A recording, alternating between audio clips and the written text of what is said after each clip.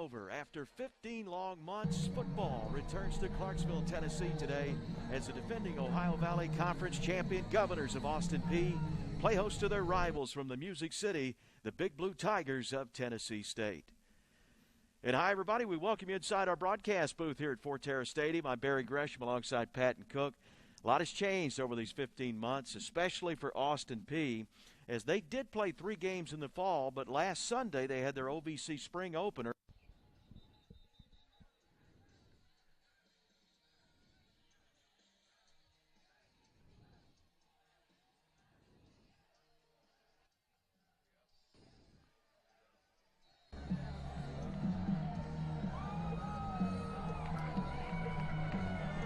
Welcome to a rainy Clarksville, Tennessee, and we are set for kickoff.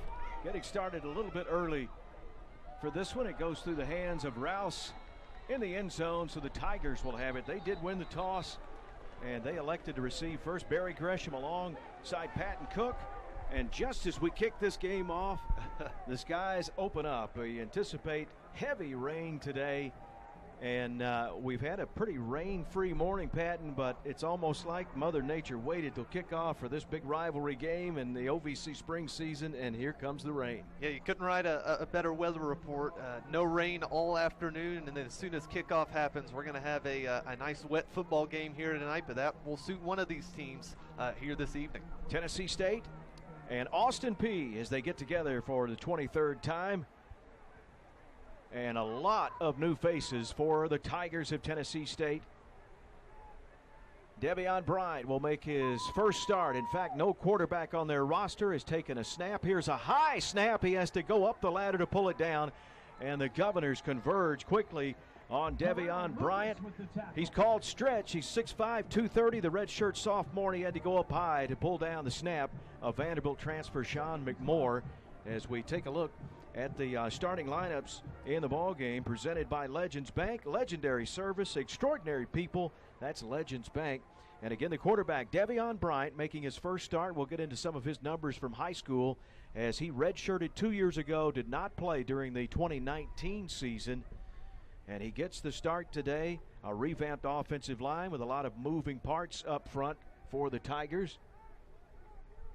Not exactly the start he would have wanted for his collegiate career, but he's trying to work through this tough situation. He will keep it play action, and he will be brought down as he gets it up to the 25-yard line on a tackle by Jack McDonald. And we'll take a quick look at that TSU starting lineup up front. They do have a lot of changes. Will James, Robert Lacey, Sean McMoore, Demetrius Cooley. The guy who watches their right tackle, Cam Durley, is a good one.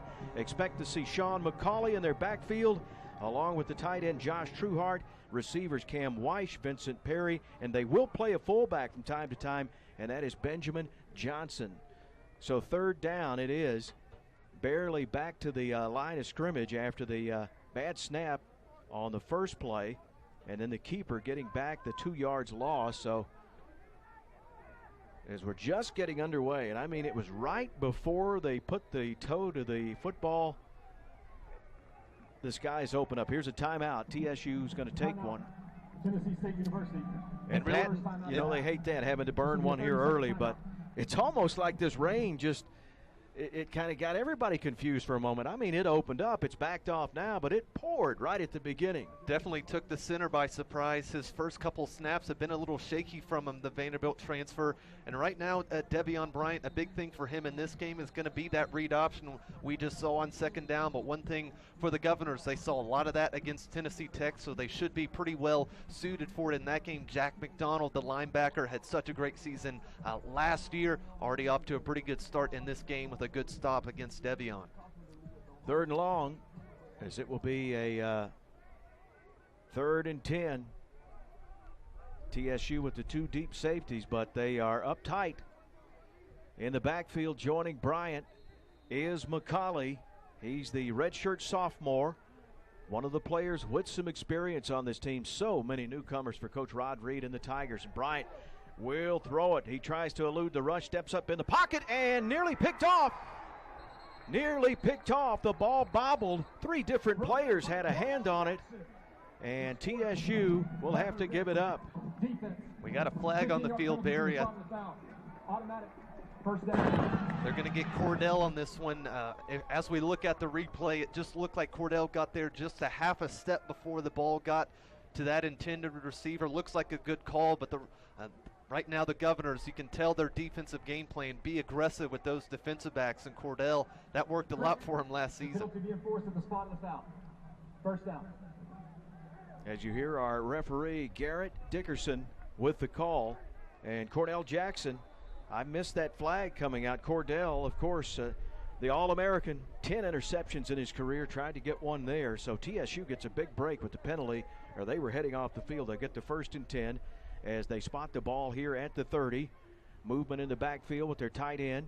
And another high snap, and this time it's corralled by the running back McCauley, and he's upended as he gets to the 32 on a nice tackle.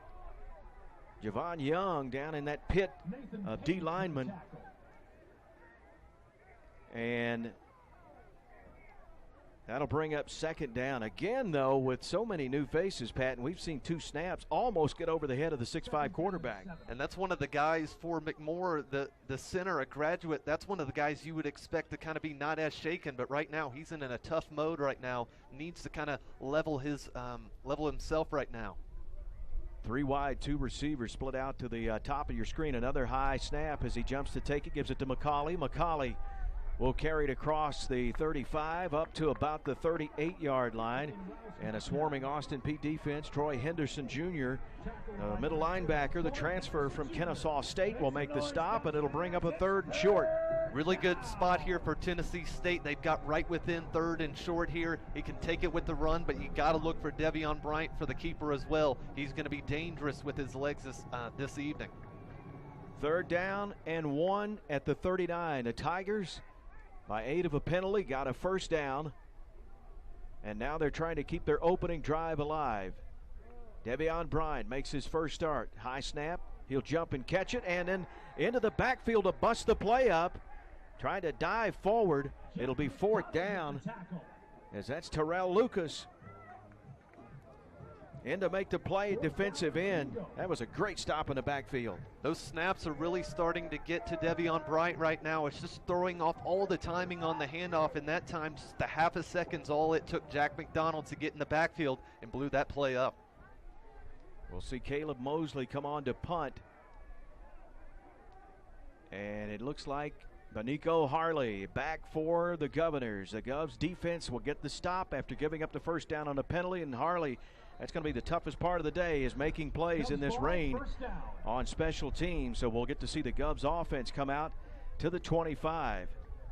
Overall, not a bad series, Patton, considering that the penalty didn't open things up for TSU. The Austin Peay defense was so good a week ago. Absolutely. Got a call right now by the referee, but you got to like from what they were put in a lot of tough situations, and they handled it well, gave their team the best shot to win in that game. Coca-Cola is a proud partner of Austin Peay State University. As we keep it here, 11:27 to go. As we're just underway, Austin Peay and Tennessee State. And again, let's take a moment. Came on the air just a little bit early, scheduled for a 2:05 kick. And this one kicked off right at 2 o'clock, just as the rain hit. It'll give us a moment now. We'll check the series history. It has been a good one between these two. Our series history is presented by Kentucky Wild, partner with Kentucky Wild to protect wildlife heritage. This will be the 23rd meeting. The Tigers leading the series 14-8 here in Clarksville. The Govs have a 6-5 advantage, but these games have been so good and so close. Since Austin Peay rejoined the OVC back in 2007, TSU has an 8-5 advantage, but 9 of those 13 games have been decided by 4 points or less, including the last time these two teams met. Absolutely. That game last season was the homecoming for TSU, and they played spoiler to Austin Peay after coming off a pretty good wins against Jacksonville State. TSU in that game had a big-time kick by their kicker, a 50-yarder in that game. Ended up being just enough for them. Didn't propel their season to where they wanted, but that's definitely a positive moment in that season. So last week, Austin Peay played at Tennessee Tech, a 27-21 loss. If you just looked at the stats, you would think they beat them by probably 3 touchdowns, but it was the killer turnovers, 4 in the ball game, 2 interceptions by the freshman quarterback, and then 2 mishandled plays in special teams on a kickoff and a punt, and that spelled doom for the Govs. Absolutely it did, but they're not going to go with a different quarterback on this first drive. It is going to be Draylon Ellis. Coach Walden giving his trust in this freshman quarterback. He believes he's the guy. Ellis named the newcomer of the week in the OVC off the performance. Did have a touchdown pass and a touchdown run in the game. Had those 2 interceptions. And he's a true freshman out of Olive Branch, Mississippi, as he gets the 2nd consecutive start. Also today, Brian Sneed is in the backfield. We'll check all the starters in just a moment for Austin Peay. But Ahmad Tanner, we were concerned about him. He really ran the ball well in the first quarter and did not return in the Tech game. And he's in a walking boot, Patton, and we will not see him today. Not today. We see him on a boot on the sideline right now. So it's going to be Brian Sneed, the Ohio State transfer. Showed a lot of bright spots early in the season in the fall, and in the game against Tennessee Tech, he had some bright moments as well. So Ellis, 2nd straight start for the youngster, and he will give it to Sneed. He's got all day to run. He'll cross the Gov logo at midfield. Sneed, will he be tracked down from behind? Legs it out. He will go into the end zone. No flags, and Sneed takes it to the house on the opening play for Austin Peay.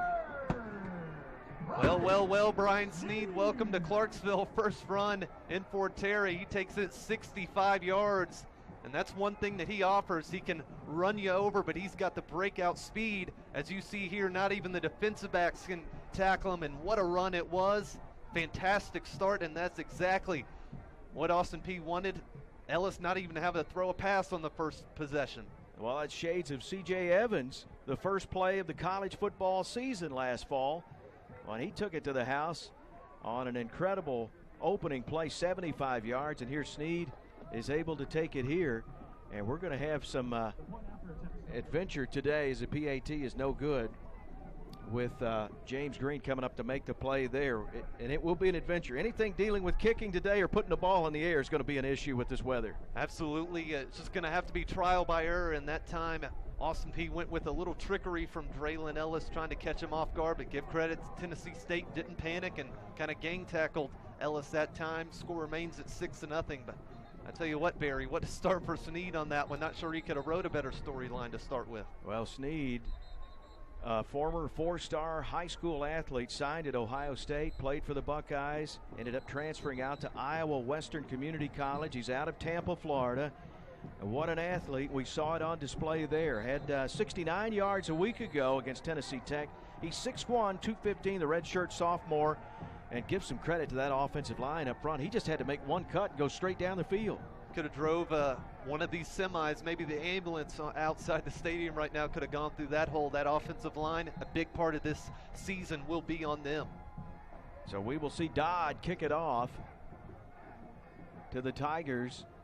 And again, they bobbled that first kickoff as we see Rouse and Daron Johnson standing in the end zone awaiting this kickoff. Austin Peay with a 6-0 lead. The defense gets a stop after giving up a first down by penalty, and then Sneed breaks for the big run.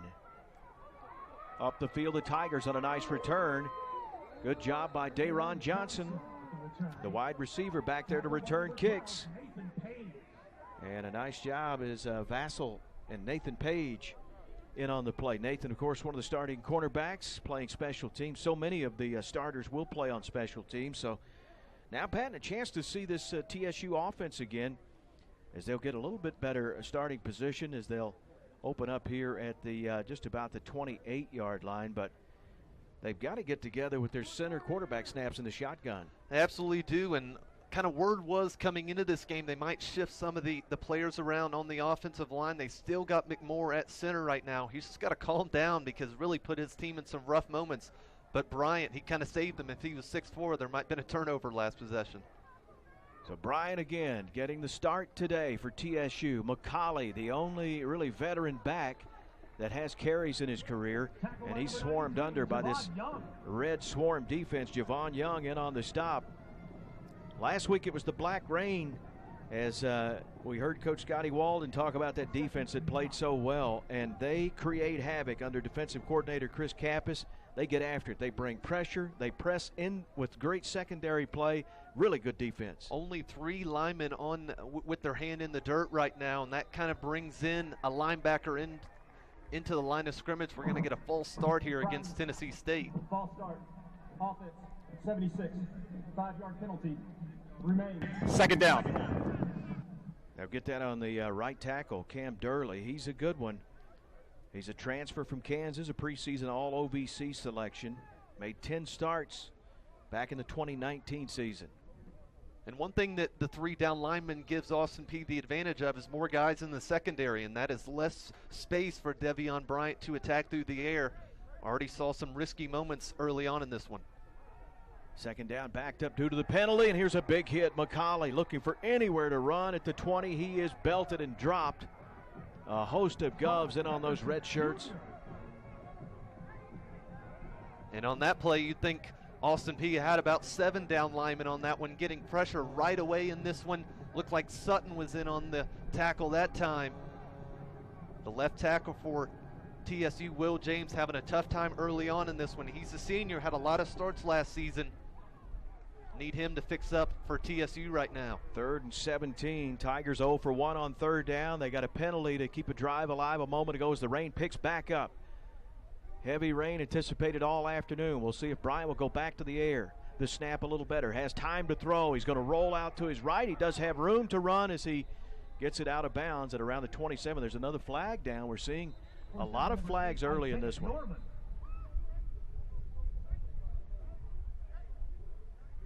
It's Isaiah Norman in on the play, wearing number 8, the redshirt junior out of Memphis. The Govs dropped in coverage that time, gave Devion more time in the backfield, but with all the guys in the back end, nowhere to throw on that play. Illegal formation. Offense, 5 players in the backfield. That penalty will be declined. 4th down. So the illegal formation on the Tigers. Penalty declined by Austin Peay. 4th down. And back out to punt again for the 2nd time, Caleb Mosley. And back to receive it. Standing, though, at his own 45 is Beniko Harley.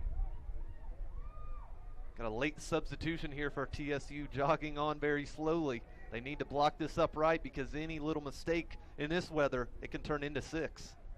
Really got to have a true snap here. The long snapper's Josh Trueheart, who's the tight end. Booming punt high in the air. Fair catch called for by Harley, and he'll make it at the 33-yard lines, where we'll see the Govs offense come back out. And it looks like we will hit a media break as I see our referee, Garrett Dickerson, signaling that. 9:02 to go. The Govs' first series, a huge touchdown, a 75-yard touchdown run by Snead as we head to break here on ESPN+. Now, and we'll match your first deposit up to $250. More bets, more action, more fun. Place your sports bets at Bet River. Back here at Fort Terrace Stadium, the Govs' second possession. Ellis will roll out and throw. Try to hit D'Angelo Wilson, and it's incomplete. We'll bring up 2nd down. Pretty good coverage that time by the corner there for TSU, right next to D'Angelo Wilson. That's a tough guy to kind of keep down. That'll be a matchup we want to look at all game long. Nick Harper Jr. and D'Angelo Wilson one-on-one.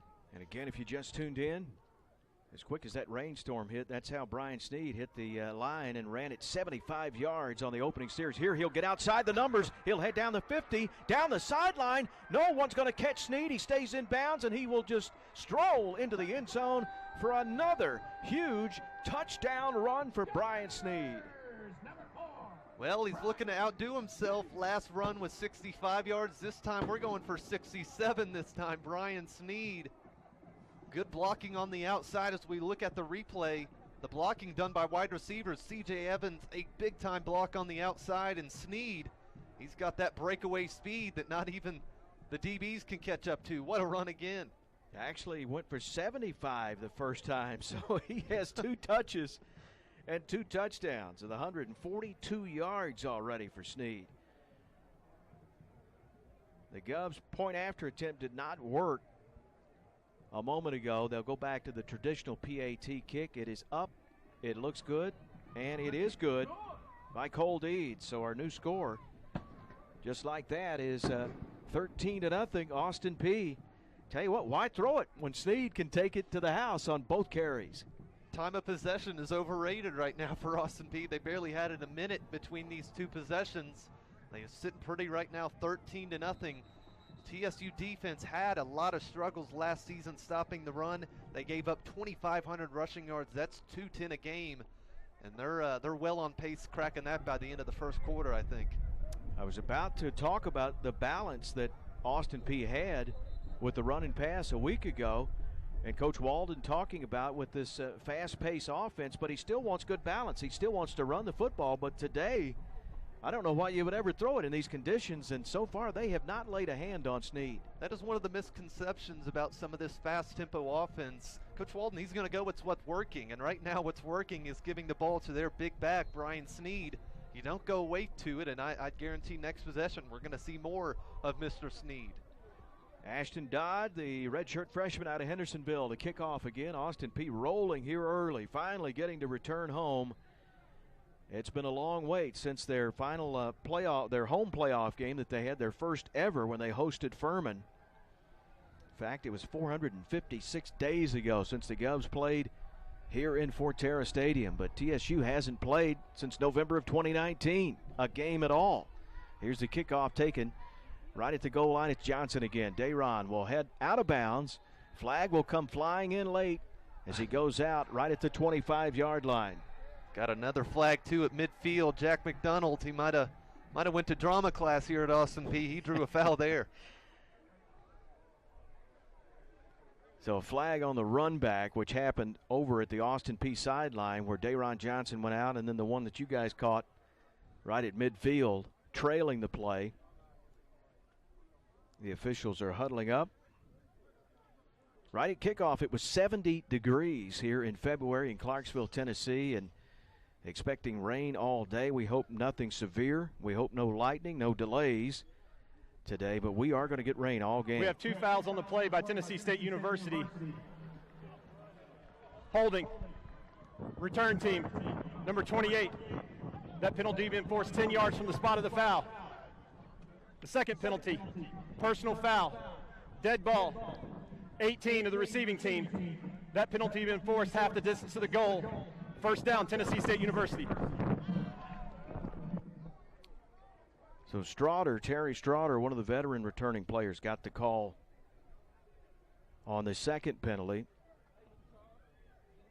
So TSU had a promising return. Johnson brought it out of the end zone to about the 25, but they're not going to have it at the 25 now. I think they're going to enforce both penalties with the hold and then half a distance from the personal foul after the play was over. So they're going to start about their own 7-yard line from the 25 to the 7. That's not a recipe for winning football for sure. And with the struggles we've seen early with some of the high snaps, you got to really be careful here. Austin Peay pressing the line right now, and they saw movement up front. Another false start. Distance to the goal remains first down. They're going to get McMoore for that one, the Vanderbilt transfer. Running out of real estate. Down there as they back up closer and closer to the goal line.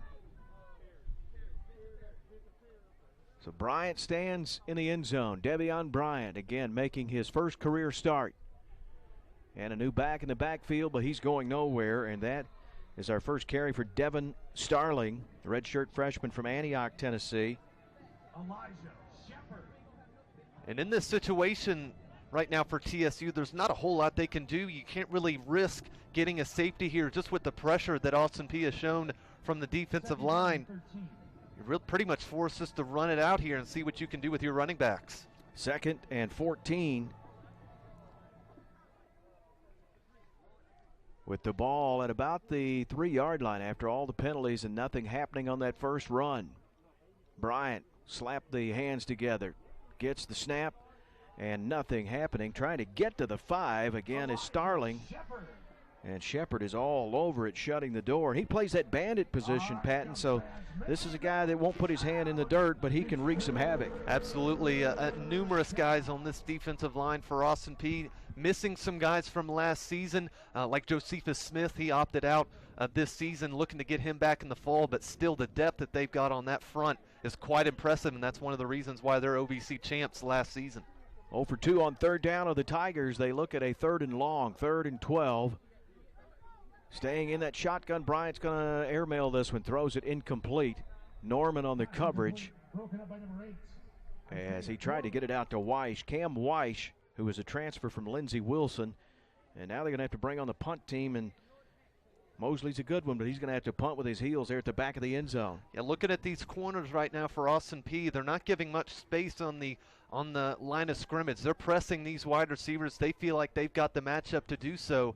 And right now on that throw, it shows that they're feeling pretty comfortable through the air right now against Tennessee State. Again, need a good snap as Mosley, preseason all OVC. He bobbled it a bit, but still has plenty of time. No rush on. Fair catch called for and made at the 43. Again, that is Benico Harley, and we'll see the Govs offense come back and play on a short field. I mean, what a difference a week makes. Last week, we saw Tennessee Tech play on a short field the entire game. And today it's Austin Peay. That'll lead us to a break. We'll head to the timeout. Austin Peay rolling 13-0 over TSU from Clarksville here on ESPN Plus. Up to $250. More bets, more action, more fun. Place your sports bets at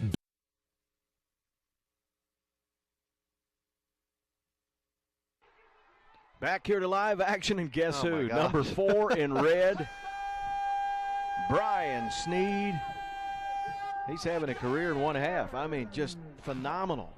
That time they ran a little bit of motion with Parker coming in like a jet sweep, but they gave it to Sneed, and he's enjoying this one. He's had 3 carries and 3 touchdowns. He hasn't had to make anyone miss yet. I'm not sure Tennessee State's got a glove on him just yet. Sneed once again, this time to the left. The other 2 touchdowns were on the right. He can do no wrong in this first quarter of play.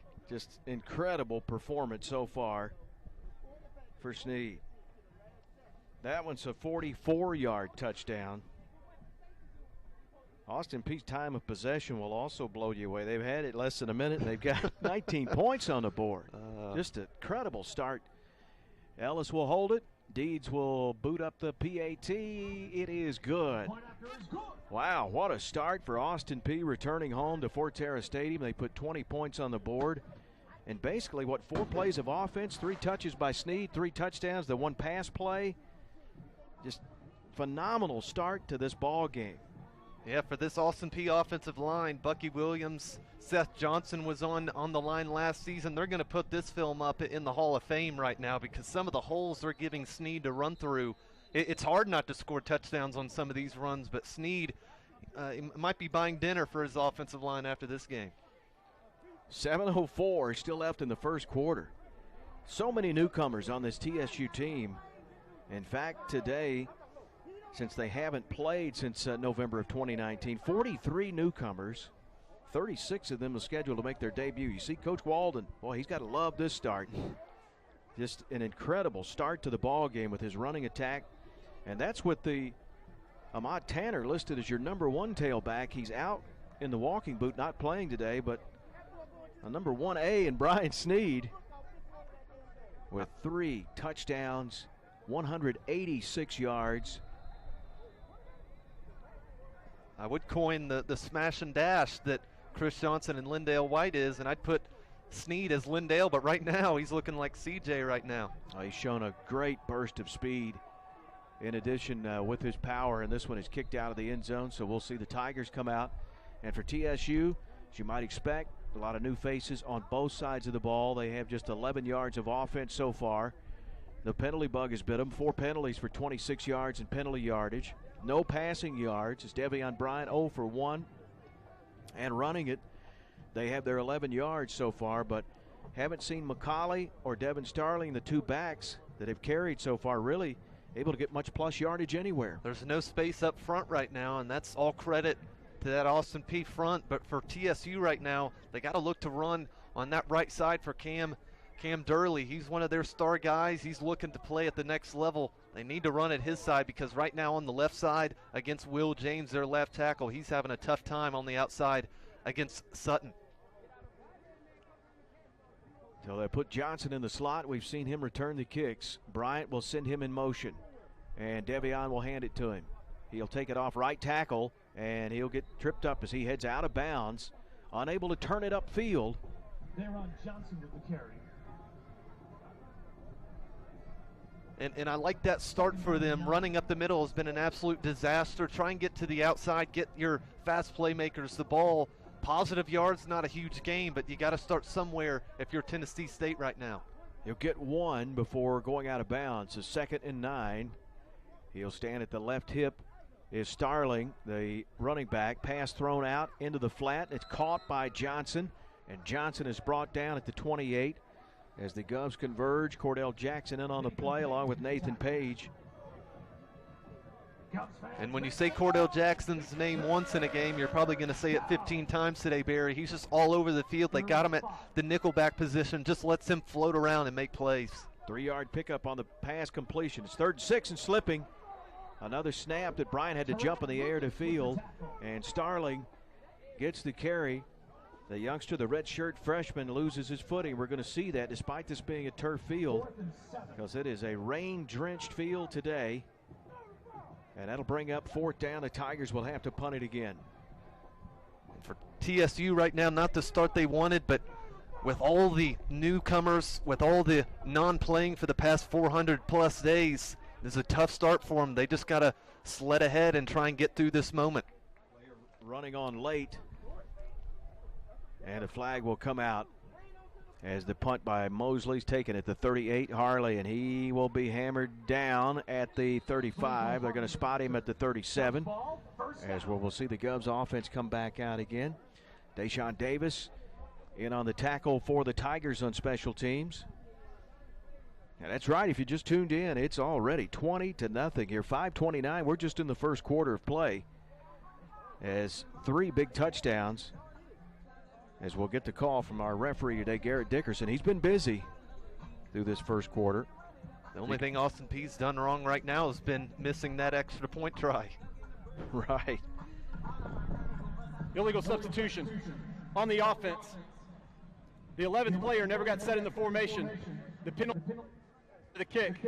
1st down, Austin Peay State University. Yeah, we saw the player come on, and the ball was snapped before he ever even got set anywhere. So Austin Peay's going to get it back, and I wonder who's going to touch it.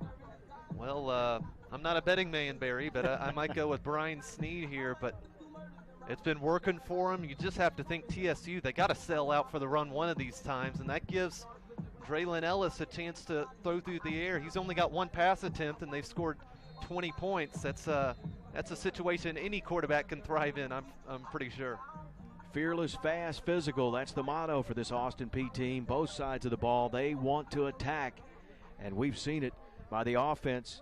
That was a bit stymied a week ago due to so many turnovers. 4 turnovers that cost them the game against Tennessee Tech. But here today, the running game is clicking, and they're going to go right back to it. Sneed gallops. This is the one time he's been hit a couple times, but he pinballs off some tacklers, takes it into Tiger territory up to the 42-yard line. Just not going down today. Those are the type of runs Govs fans are going to see a lot of. Sneed just bouncing off a defensive lineman, and then once he gets in the secondary, not sure any secondary player is going to get him down one-on-one. And again up the gut. That time the Tiger defense tightens and gets the stop, but still plus yardage as the sticks will move down. Going to get almost 3 on that carry inside the 40. 2nd and 8. Again, Draylon Ellis, the OVC newcomer of the week. 2nd straight start. Back to Sneed. He dances in the backfield and just leaps up in the air as the Tigers' defensive front starting to get some pride on the line now, as they are not going to let him bust it back up the gut. Sneed pretty much stood still on the backfield, kind of waiting for a hole to develop. That Tennessee State front, they've about had enough of him breaking loose. Good stop there on 2nd down. We got a passing situation, I'd say, here on 3rd and about 7. C.J. Evans, D'Angelo Wilson. Split out to the right of the quarterback. Wilson, of course, the OVC Offensive Preseason Player of the Year. And Ellis going to call his own number, and he is across the 35. He's going to be short. Here comes a flag in late. Got a Tiger player down. Helmet is off.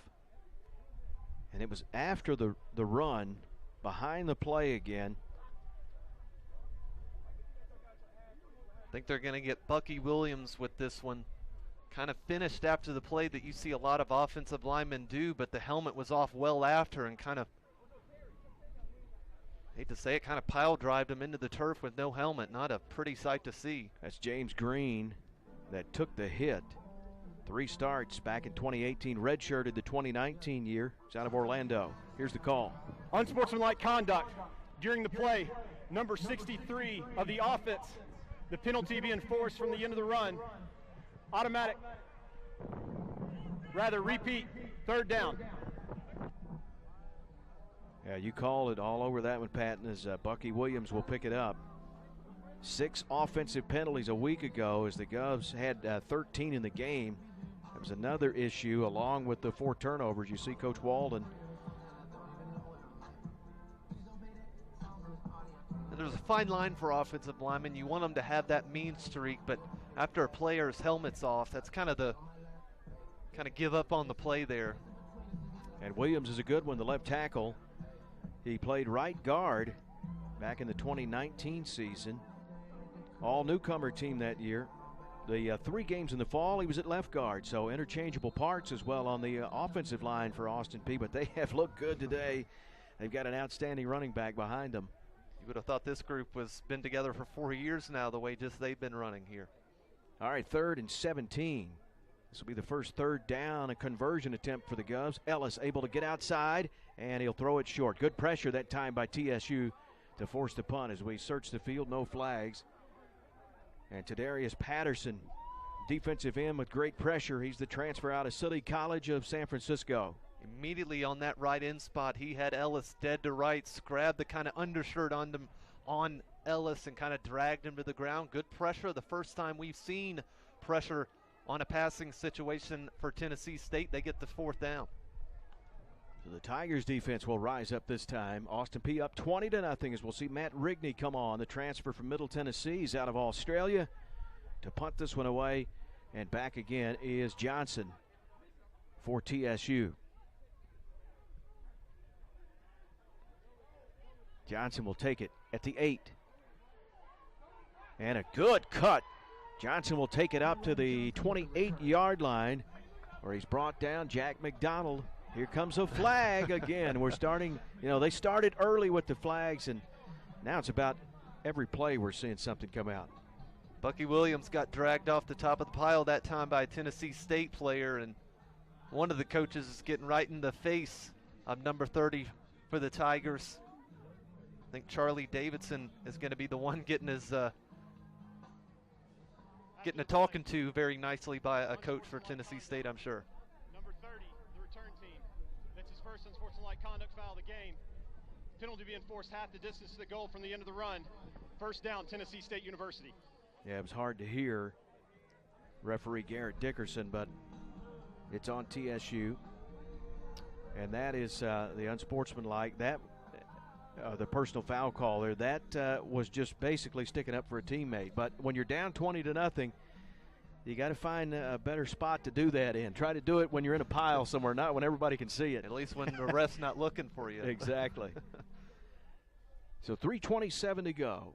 1st and 10 for the Tigers after the good run back on the kick, the punt.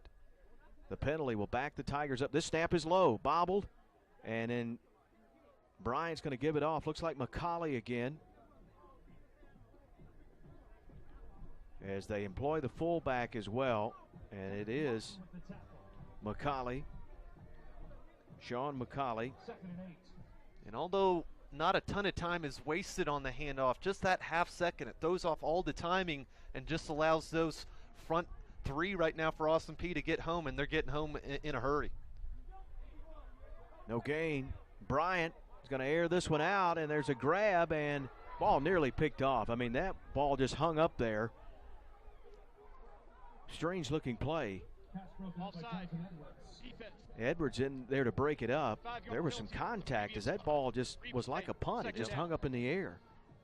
Yeah, the Tigers threw the Governors offside, so just kind of a shot play. You see that from Aaron Rodgers, a little more better execution for Aaron Rodgers that time, and you see Edwards, he's doing push-ups for dropping that interception. You're good at picking up the flags. I should just anticipate a flag on every play. Right. Free play for Bryant. So now 2nd and 5 for Bryant. Another high snap, and this one bobbled. McCauley, is he able to get on it? A couple of Govs have diving in there as well. And it looks like TSU will get it back as they go in reverse here. The ball going to be spotted at about the 14-yard line. And at this point for McMorrow, this is no longer kind of repetition. He's in his head right now. He's going high, low, can't get the right kind of zoning in on the snap, and he's in his own head right now, having a tough time of it. And McCauley able to get on it at the 14, or that could have been disaster for the Tigers. They've been flirting with it on their offensive series with the high snaps backed up close to their own end zone. And this snap looked like it was bobbled for a moment, and Brian just going to lower his shoulder pad and try to get what he can as he'll take it to the 23. And again, the linebacker Jack McDonald in on so many tackles, able to close the door in the middle of the field. That's been the best run of the day, and that's a tough thing to say for Tennessee State. Right now, the momentum, the kind of timing, the playmaking right now is off for them, and they just got to find a way to push through right now, or else this one's going to get ugly quick. And right now it's 20-0. We're not even in the second quarter just yet. Bryant gets 7 yards, total yards up to 21 for the Tigers. And this punt is a low one taken right at midfield on the Govs logo by Harley. And again, a very short field for Austin Peay. They lead 20-0. 3 touchdown runs by Brian Sneed. Already 204 yards rushing, but the last time the Tiger defense was able to rise up and stop the Govs, who again have really played on the Tiger side of the field most of the game. Yeah, they've had good field position all game long. They can thank that defense for that. But one thing I'd like to talk about, Barry, the special teams right now for Austin Peay haven't given up anything right now. That was one of the big talking points out of that game from head coach Scotty Walden. Didn't like his special teams play, had 2 muffs on a punt and on a kick return. I'm sure they were on the jug machine all week long, making sure that didn't happen here today. C.J. Evans in the backfield now with Ellis, the quarterback. The Govs right at midfield as they start this series. Tigers come with a blitz off the corner, and the carry by Evans will take it to the 44 of the Tigers. Jaron Turner will make the tackle. There's your flag again. 2nd down. Can't get a play with that one, it seems, at this point.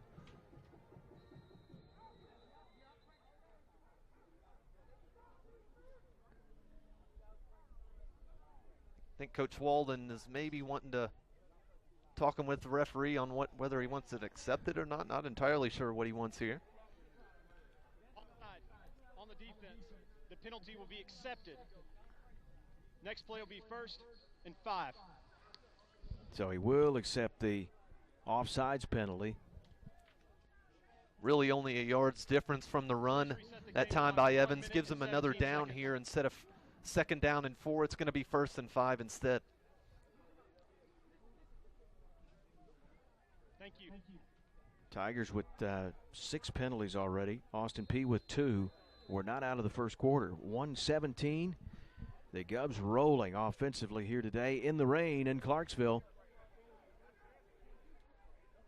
Again, it's C.J. Evans. This time in the backfield after Sneed has been the main back today with 3 touchdown runs. Govs loaded up to the right with 3 receivers, a pitch back, and he's got room to run. He'll take it across to the 35, out of bounds near the 30 on a nice run by C.J. Evans.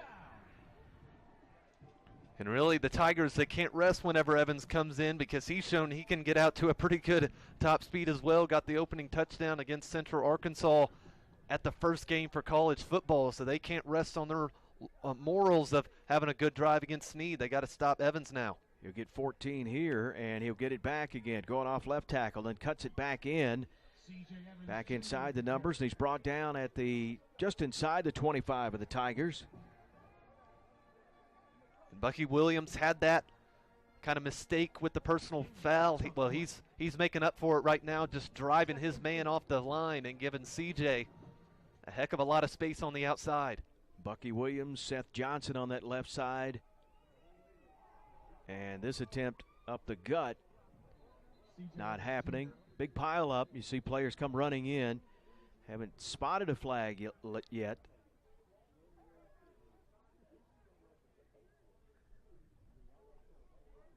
That Tiger defensive front. Teray Jones. Devion Hawkins, the transfer from Kentucky. Saw Patterson in on a play as well. And that should do it for the first quarter of play. It's been all Austin Peay here today as they open up home OVC spring football today in the rain, and they are rolling 20-0 over the Tigers of TSU. We'll take a break and return after this on ESPN+. Please direct your attention to the south end zone.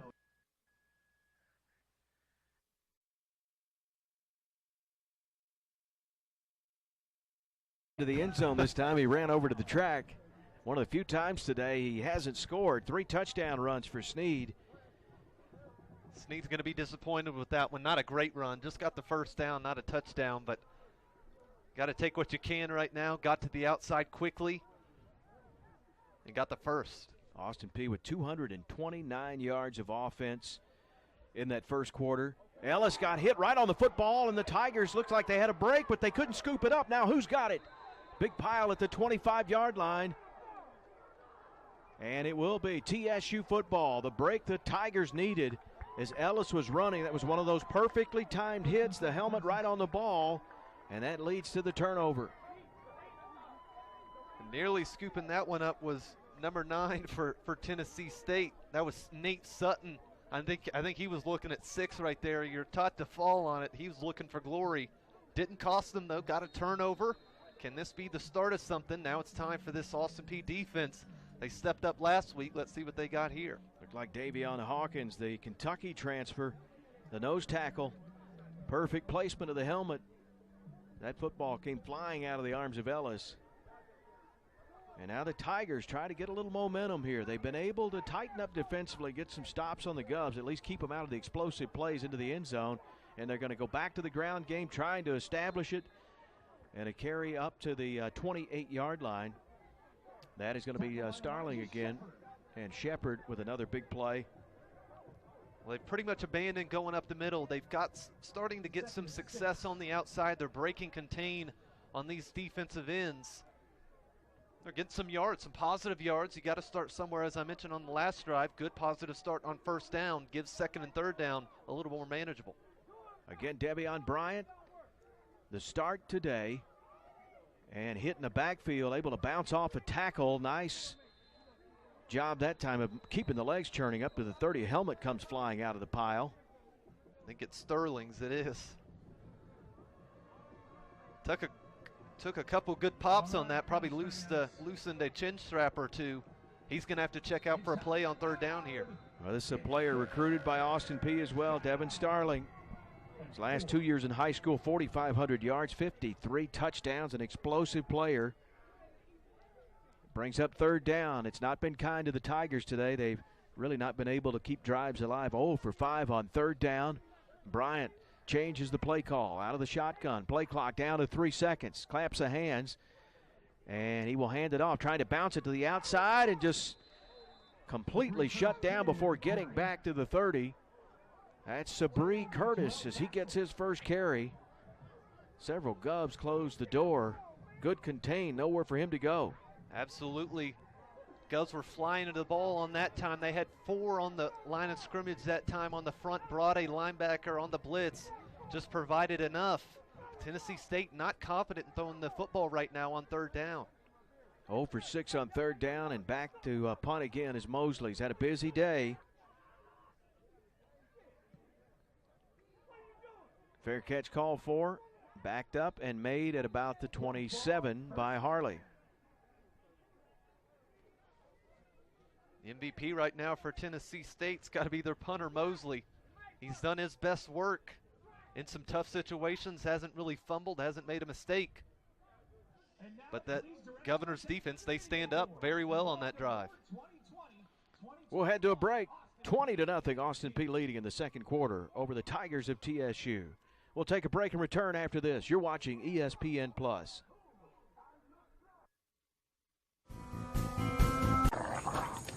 This looks like a job for Smile Powder. Back here at Forterra Stadium, and Ellis's pass. A little tall for Harley, and off the hands of Benico. You see here, we got the squeegees out, got some puddling water on the sidelines. They just got to make sure it doesn't leak onto the field, or else we're going to be in some real issues. Yeah, that field, the synthetic turf, and it will drain, but it drains off of the playing surface right onto the track area, and giant puddles form. We saw that back during the playoff game against Furman on a day like today with heavy rain, and here's the Tiger defense. They come busting through that time for a big play. After the 3 touchdowns, they pretty much eliminated the run game, specifically Snead. You saw Evans a few drives ago get some success, but they're selling out for the run. They're wanting Austin Peay to beat them through the air. Now it's time for Ellis to kind of prove his worth here. Got the start from his head coach, yet to complete a pass here. Third down, that was Justin Brown from the defensive end making the big play.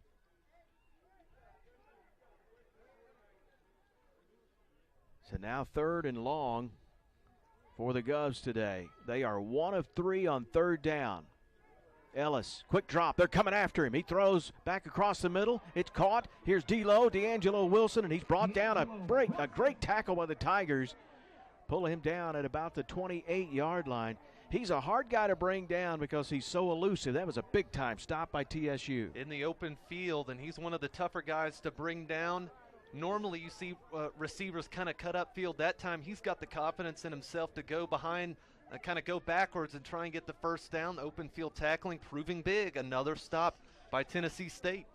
And that was a safe route for the freshman quarterback, a little crossing route because these receivers run so well after the catch. Here's a low snap. It is bounced and then blocked by the Tigers. They sold out and came after it. And it looks like Austin Peay, though, was able to pounce on it, but the Tigers get the punt block. They need some momentum swinging their way, and they come up with it on special teams. That was a one-hopper off the turf that time. The punter for Austin Peay, I thought he did as well as he could have. He picked up as soon as it got on the turf, just didn't have enough time. Tennessee State, they got that pressure, and they got the best field position of the day. They're within the 10-yard line of Austin Peay. Yeah, they're very lucky that that was not a touchdown off that block punt. Nice job by the Govs to pounce on it in traffic to at least recover the block. But the Tigers are in business. The problem is today just 25 yards of offense as the ball spotted at the, looks like the 8-yard line. And we'll wonder to see when the Tigers might make some changes, as they do have a couple of quarterbacks listed that could play today with Bryant. And David Johnson, a junior college transfer, but Bryant comes back out. They also have a highly regarded transfer out of Marshall that's just becoming eligible. But Bryant's been the man in camp. And Stretch, as he's called, will try to cash in and get the Tigers on the board after the big special teams play, the block punt.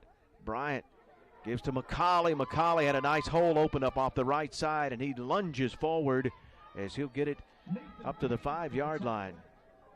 Nathan Page that time for the Govs. Good open field tackle, went low, got the tailback up in the air. McCauley, 2nd and goal here inside the 5 this time. About a gain of 3 on the play.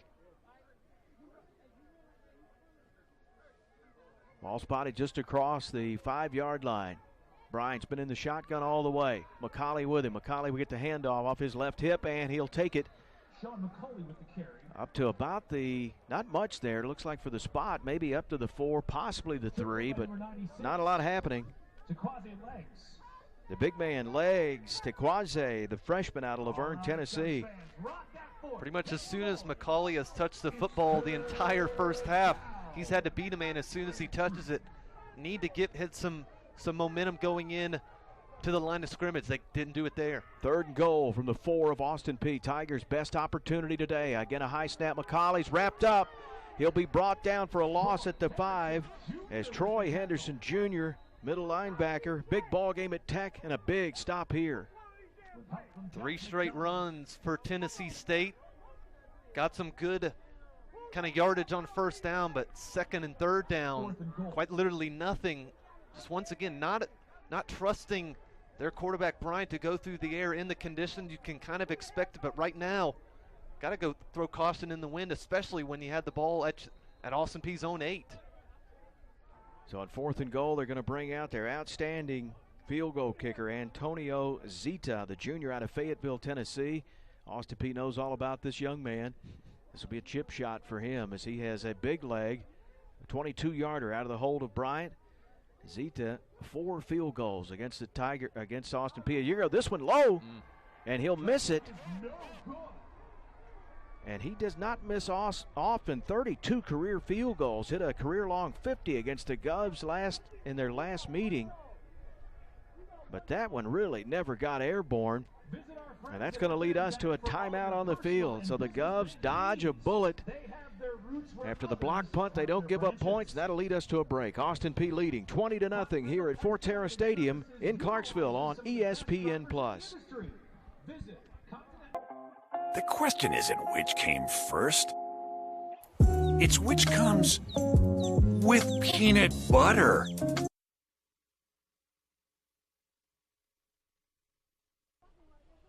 .9:24 to go in the 2nd quarter of play, and the Governors get the big stop. Ellis will throw incomplete, but block punt by TSU Patton, and the Govs defense able to hold on the missed field goal by Zita. Not entirely sure of the play call. Like I said before the break, he tried 3 runs. It hasn't exactly been successful. Granted, the passing game hasn't either, but at that point in the game, you got it at your own 8. You're not sure when you're going to get in that position again. You miss the field goal to top it all off. Snead goes in motion. If you just tuned in, he's got 3 touchdown runs. The quarterback keeper, and he's upended, brought down at the 17 on a nice stop by the Tigers defense. The defense is playing much better. James Green up to make the tackle there from the strong side linebacker position. Kind of just makes you wonder what happened on those 3 runs on Snead, because they were wide open, blown assignments on the outside, but right now they're dialed in. They're not being fooled by the read option that time by Ellis. 3rd and long, passing situation more than likely here. Freshman just 1 of 5 today in the passing department. It's been all electricity through the running game today. Ellis, a lot of time. Pocket now will break down. He'll roll out. He's good with his legs, but nowhere to go, and he will get out of bounds as he dodges the puddles. And that'll be another stop for the Tiger defense. Tell you, they got punched in the mouth 3 straight times on big-time runs they gave up, and since then they have really tightened the screws. And give credit, right now the front for Tennessee State doing its job, and then on the back end, there was no one open on that 3rd down play. Ellis did the right thing. No need to force it. No need for another turnover. Govs are going to punt it away this time. Had issues last time. See if they can fix up here. Dayron Johnson again to field the punt. Matt Rigney set to boot it away. Rugby style as he runs to the right and kicks it, angling for the sideline. He'll get it out of bounds across midfield into Tiger territory, but good field position for TSU this time as they'll have it at around the 47-yard line, but just can't seem to get the offense going. Just 28 yards of total offense today. And it doesn't look like they're going to switch up from their quarterback. They're confident in Bryant, just whether or not they can find the right kind of style on this drive to get things going. The run game, they've tried to interchange backs. They've gone with Starling a couple times, then McCauley. McCauley looked to me to have their best chance. He's done some good work on the outside, but other than that, it's been tough sledding for him. But then again, you got to look at the defense for Austin Peay. They're going to make a lot of offenses, I think, in this OVC season look pedestrian, and they're doing that again here this evening. Tigers have ran 24 offensive plays for only 28 yards. Bryant making his first start at quarterback, 1 for 3 for 3 yards. And 11 yards McCauley on 10 carries. They will give it here, coming near side and turning it upfield on a nice run, taking it to the 41. Getting a touch this time is Vincent Perry. Henderson Jr. with another tackle. And when things aren't working, you got to switch it up. And the offensive coordinator right now for the Tigers doing just that, adjusting the game plan. Best play on first down they've had all game long. Got the first down. That's Perry, a former 3-star athlete, signed at Tennessee, and this pass is incomplete. Trying to set up the block and get it back to Perry, let him get some touches. That'll bring up second down after the incompletion. Looking at that play kind of in real time, I think Bryant did a good job sailing that past Cordell, read that, started to jump the route. The pass went over the head of Vincent Perry anyway, but kind of the quick passes I think is going to be the way forward right now for Tennessee State. Bryant's just got to dial in here and find his target. 2nd and 10 after the incompletion. Again, so many starters lost from their offense, 8 starters in fact, and they give, and a nice run, good burst up to the 32. Devin Starling. Cordell Jackson able to come up and make the play. That's that quick hitter by Starling. You just know from his past how explosive he was in high school. If he gets a seam, he can go. Absolutely. Had 2,000 yards and 25 touchdowns his senior season. Got Mr. Football in his region. First down, the Tigers' best series so far. They're going to go back to him, and he is upended on a nice tackle by Page as he's knocked out of bounds.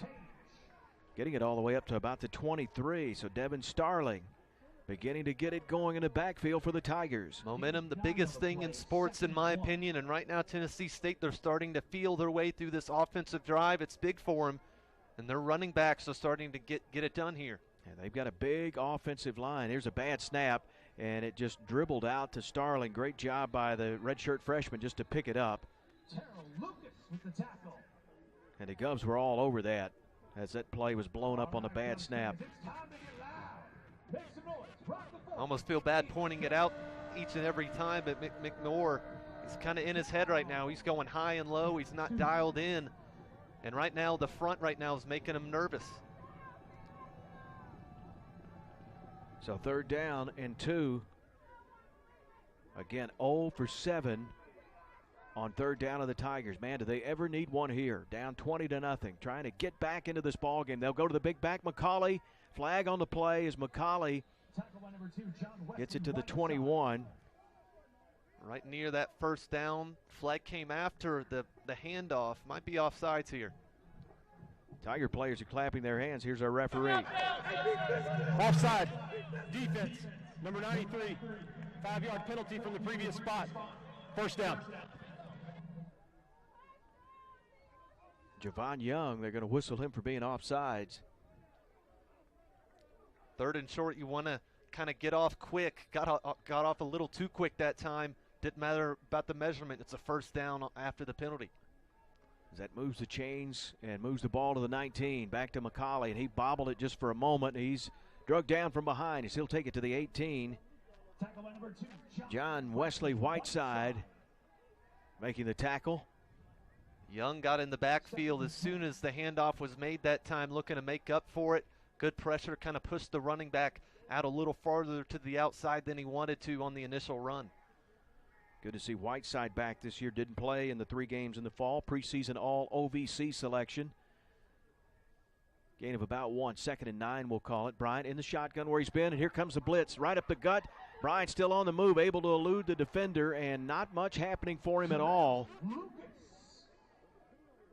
That secondary for Austin Peay, they're locking up these receivers, and they're letting them know about it right now, some of these corners. A lot of pressure that time. It came this time instead from one of the blitzing linebackers off the front for Austin Peay. They're just giving different looks right now, and Bryant having a tough time reading it.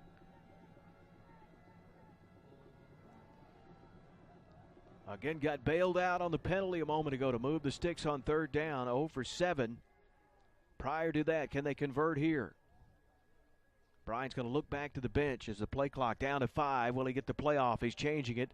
3rd and long. He's got to hurry and get the snap. And the throw, single coverage, and it is caught. Oh. Waiting on the official.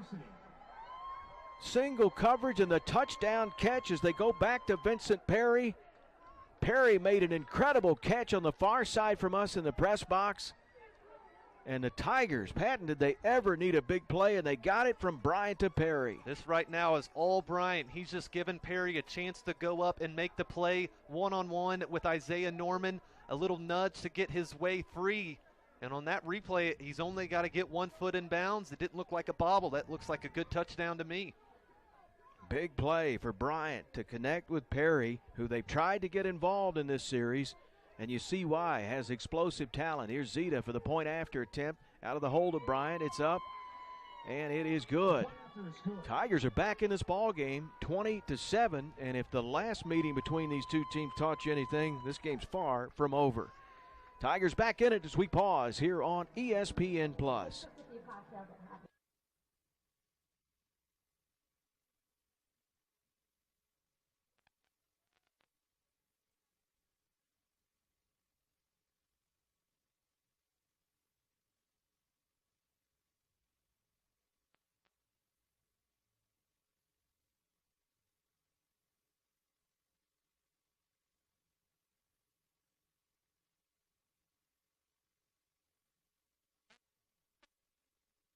Mascara, 10 times the volume, clean formula that's cruelty-free and vegan. Works for me, works for us, works for the...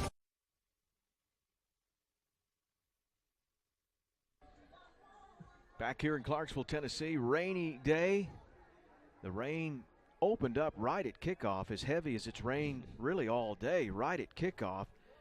And then it's just been a steady rain all day. Thank goodness no severe weather. We hope to get through without any delay. Here's the kickoff of the Tigers, taken by Parker in the end zone. We'll see the Austin Peay defense. And one quick note to pass along. Austin Peay's Brian Sneed set the NCAA Division I FCS record for rushing yards in a quarter. His 204 yards on 6 carries in the first quarter in today's game. The previous mark, Nevada's Otto Kelly had 194 yards on 8 carries back in 1983. So that record stood for a while, but Brian Sneed just obliterated it today. 204 yards on 6 carries in the first quarter alone, and 3 huge touchdowns for Austin Peay. Some angry running by Brian Sneed in that first quarter. Since then, the Govs offense has been a bit stale. Sneed back out on the field right now. C.J. Evans has had some success, but since that third touchdown, Sneed has had some tough sledding, and that's all because of this Tennessee State front playing a little angry here in that second quarter. They are, and the Tigers able to get on the board with a big pass hookup just a moment ago. Sneed is going to be brought down at the 20. Unable to get to the outside, and really, after those 3 big touchdowns, this Tiger defense has played so much better. James Green has been leading the way for this Tiger defense as he makes another big stop from his linebacker position. This defense right now, they're not getting a broken contain on the outside. Those were the runs that were going 75. Now they're getting negative plays. As the rain really coming down now as Ellis rifles a pass through the hands of D'Angelo Wilson, incomplete. Tell you, you've got to plant your feet and rifle one in today to get it through the sheets of rain, and he's now 1 for 6 passing. That's a drop by D'Angelo, kind of had it bobbled. The hit jarred it loose that time.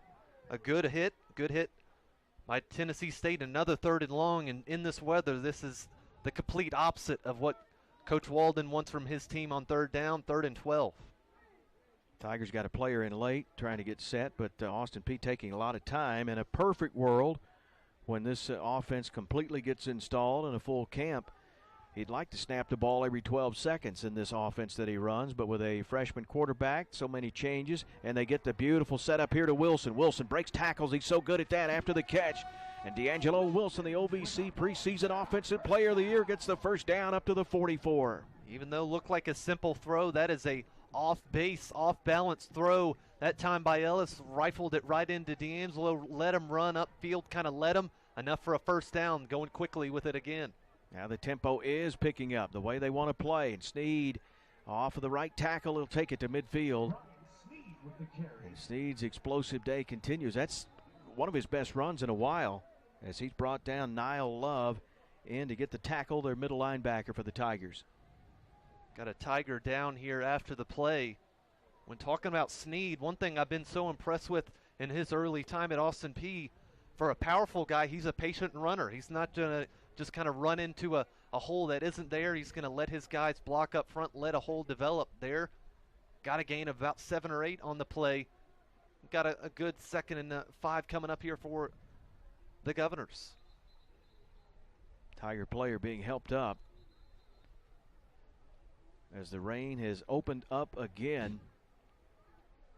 The big issue, you saw that a moment ago as we came back to break, is how it pools just in ponds of water right on the sideline. You try to get the squeegee and get it where you can at least step onto the field without kind of going up to your knees. Well, about a week ago we were scraping ice and snow. Now it's the rain that I feel bad for these poor souls out here trying to do it, because their work is being undone pretty quickly after this rain.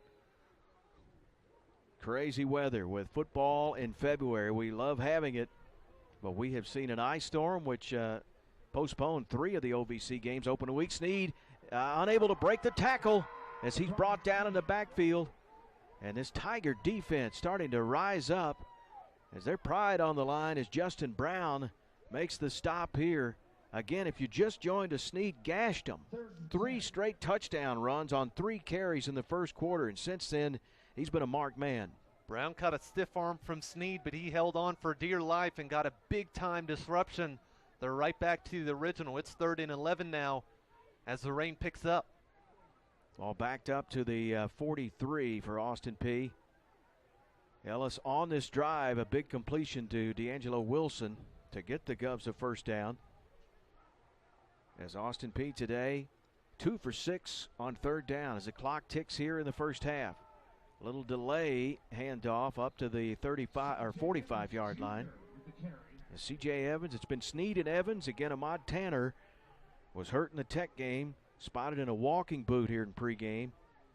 Not sure when he will be able to return, but definitely not playing this week. Govs have an off week next week, and then the sprint, the short season continues. Govs offense still on the field right now. Don't think we're going to get a snap before we get a timeout from Coach Walden, and here comes the punt unit. Play clock ticking to 12, 11, 10 as it ticks down.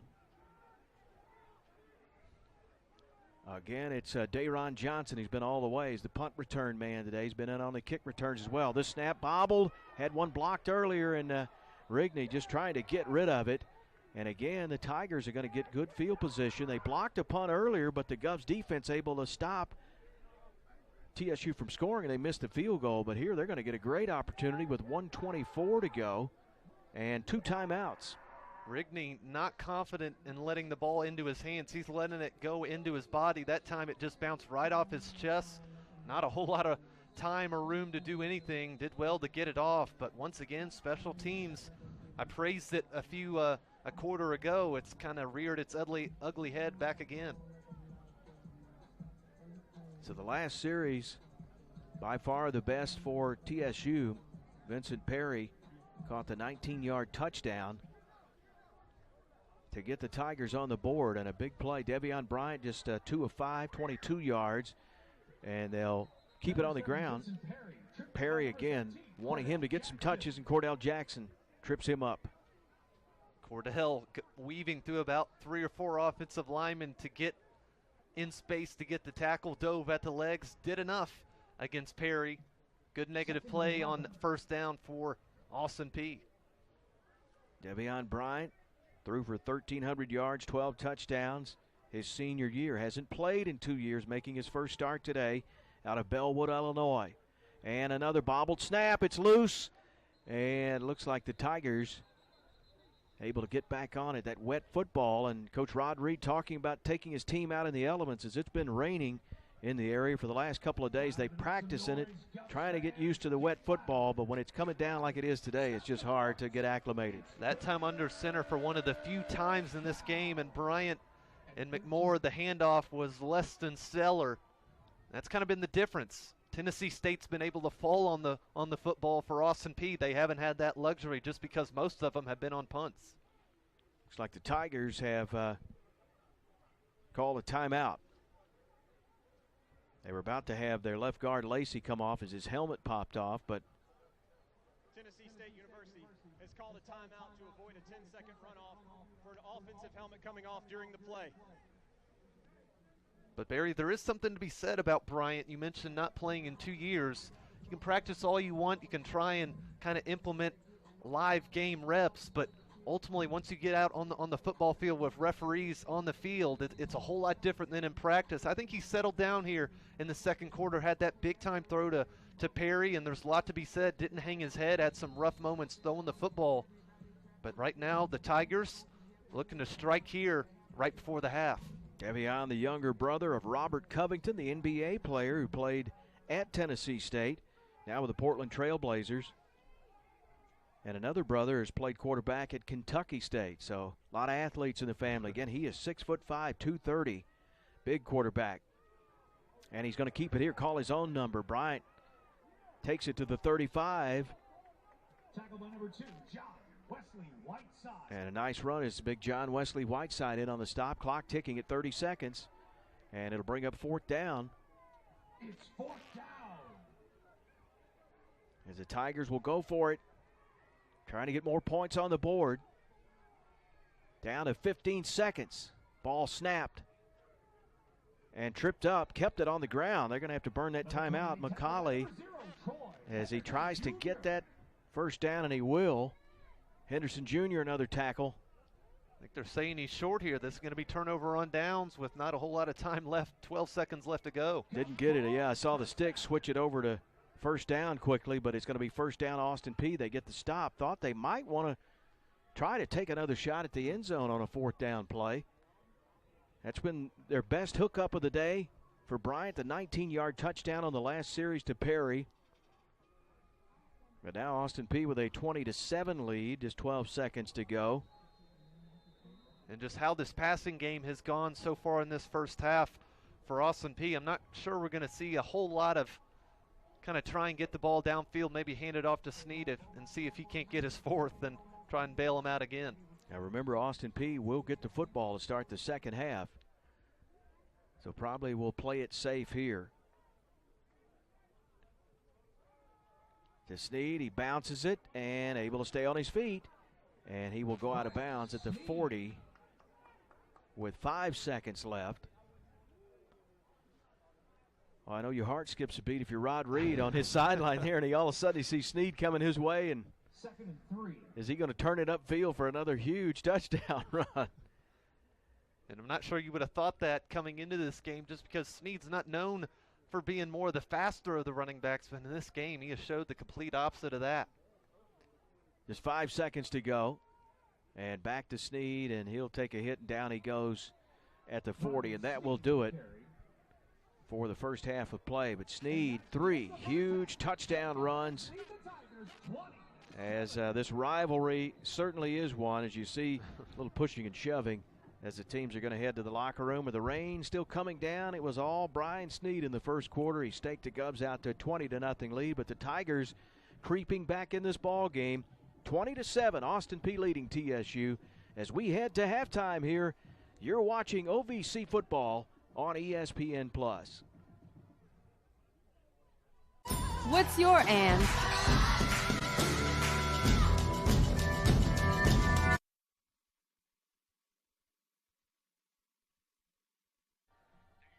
Welcome back in here to Clarksville, Tennessee. 20-7 is the halftime score. The Governors of Austin Peay leading it at the end of the first half. Let's take a look at the OVC scoreboard and standings presented by Tennessee Highway Safety Office. Designate before you celebrate, because fans don't let fans drive drunk. Taking a look at the scoreboard right now, a couple games in action right now. Jacksonville State taking on Tennessee Tech. Jacksonville State out to an early 7-0 lead. Of course, going to be one of the leaders in this OVC standings early on in just a moment. Murray State as well taking on UT Martin. That score at the half is 7-3. Not as much high scoring as we got here in Clarksville. And then finally, Southeast Missouri SEMO 34, Eastern Illinois 7. So they're having a fun time down there for Southeast Missouri. Those are our scoreboards in the OVC. Swinging over at the OVC standings right now. Not a whole lot of adjustments early on, just with 1 week gone, and a lot of the teams, Barry, didn't play in week one because of the, as we mentioned before in the broadcast, the ice and snowstorm that we had less than a week ago. Yeah, you're right. So teams are getting on the field this week for the first time, much like the TSU team, and it was really surprised that the games were called so early last week. Tennessee Tech said, we're going to play. And they said from the get-go they had their field ready. And then, as you would know it would happen, on Sunday, the game day, it was sunny and 55 degrees. It was beautiful. But that's the way it was for week one. So everybody getting back into it, though, today. They are, and a couple teams already playing in this one. But early on in the OVC standings, you got Tennessee Tech at 1-0, and Barry, for them, the confidence after beating the former OVC champs, you'd have to think that might propel them on later in the season. I was so impressed with some of their playmakers. Marcus Fleming, one of the players on the wide receiver spot for Tennessee Tech, a sophomore, had a great freshman campaign, but he showed great promise, and they're looking to push on the rest of the season. Yeah, they'll have a tough test today as they play at Jacksonville State, as they did move into the rankings with that win over Austin Peay last week. So we'll head to another break as halftime rolls on, as the Governors leading TSU 20-7 here in Clarksville. We'll take a timeout, come back with more after this. You're watching ESPN Plus.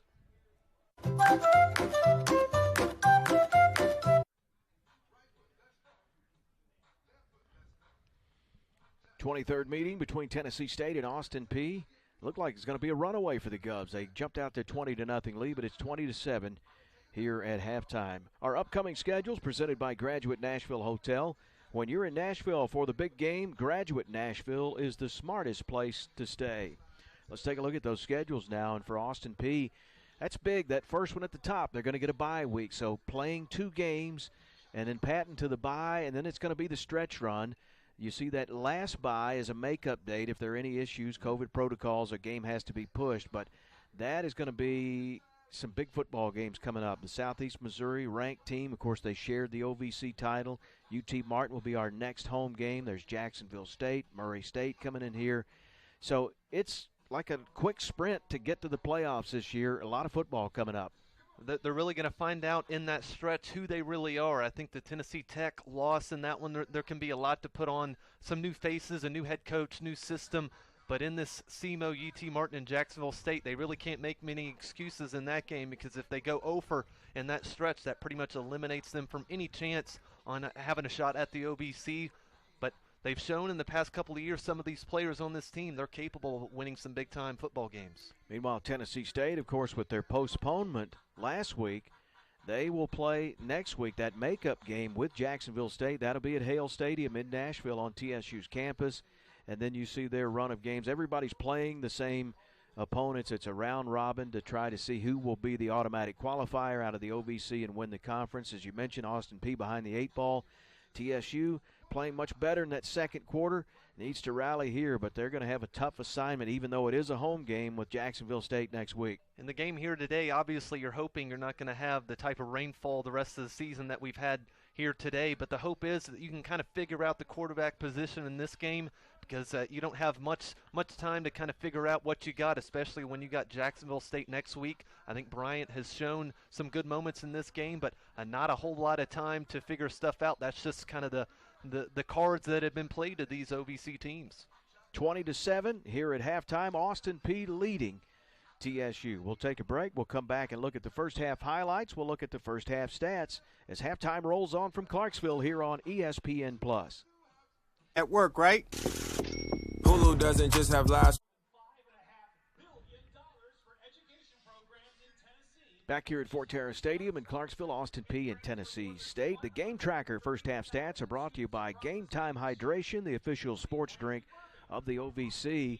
And not a good day if you're a quarterback throwing the football. Well, we knew that in these conditions. But the rushing yards has just been dominant by one player. Brian Snead's 3 big touchdown runs. But slowly but surely, the Tigers are starting to move the football. At the end of one, the rush yards for Tennessee State was kind of in the teens. It was in the 15 to 16 range, but they've jumped up in that second quarter. A lot to do of it was kind of these end arounds by their Perry, the wide receiver, as well as some of these running backs starting to get to the outside. They pretty much abandoned up the middle runs because the front for Austin Peay just looking a little powerful right now.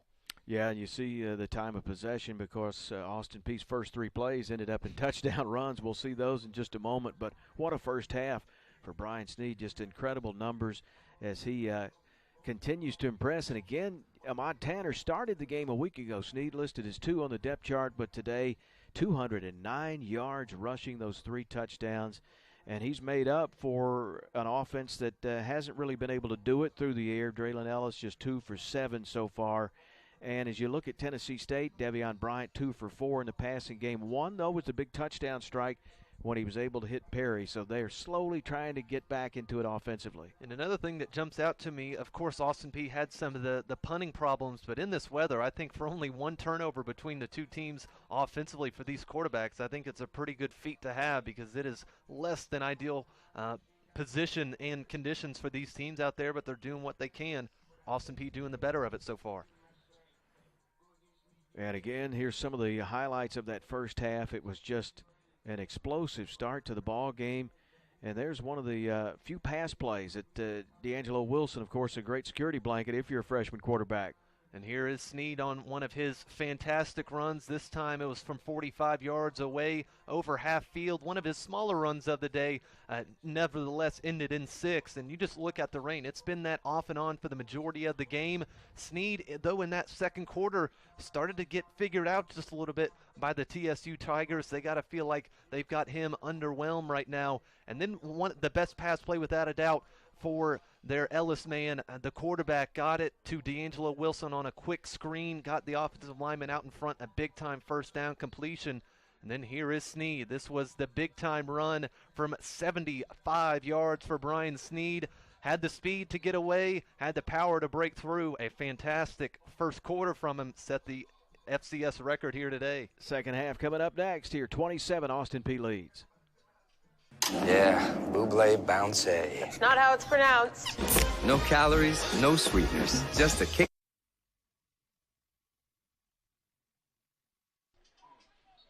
Tennessee State and Austin Peay meeting for the 23rd time today. It's 20-7 here at the break. The Govs on top of the Tigers. But if you think back when these two teams last met during the 2019 last full season, it was Tennessee State's homecoming, played at Nissan Stadium, home of the Titans. And it was a 24-9 Austin Peay lead in the third quarter. But the Tigers came back, won the ball game 26-24. In the contest late, the Govs in the fourth quarter missed 2 field goals and had an intercepted pass in the end zone to end it. And that was their only conference loss in the 2019 season.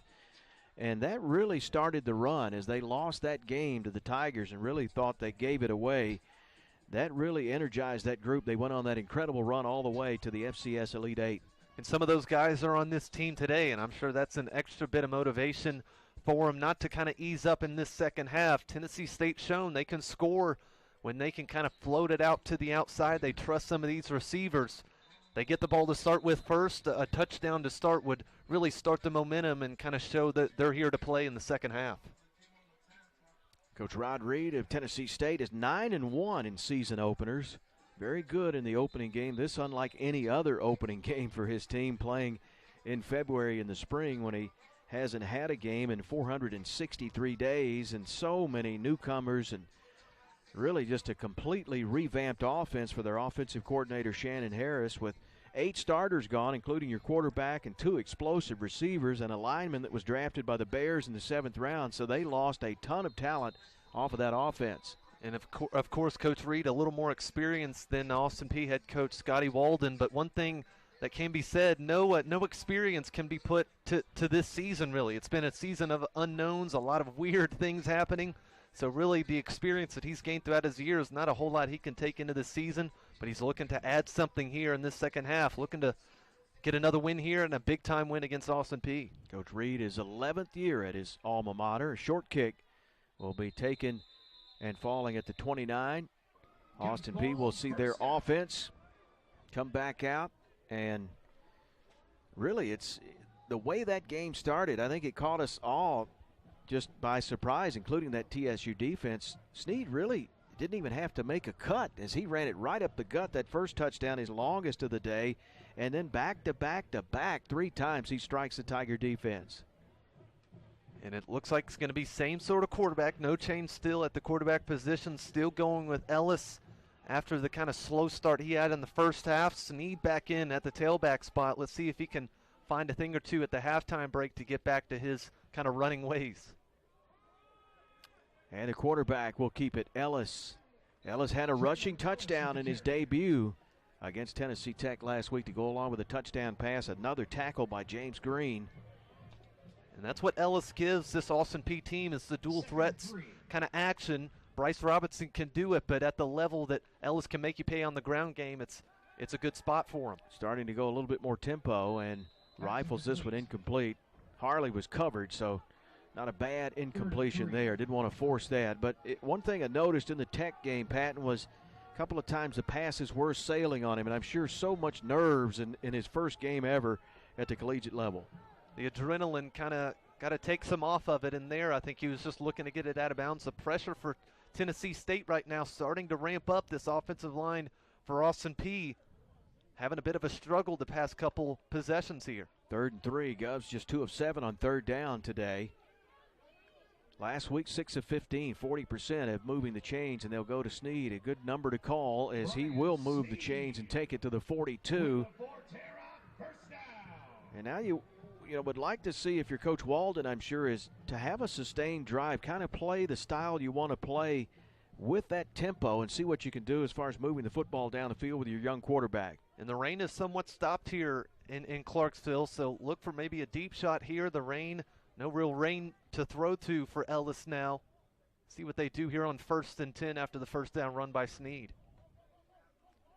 Harley is split out to his left. Benico Harley, very talented receiver.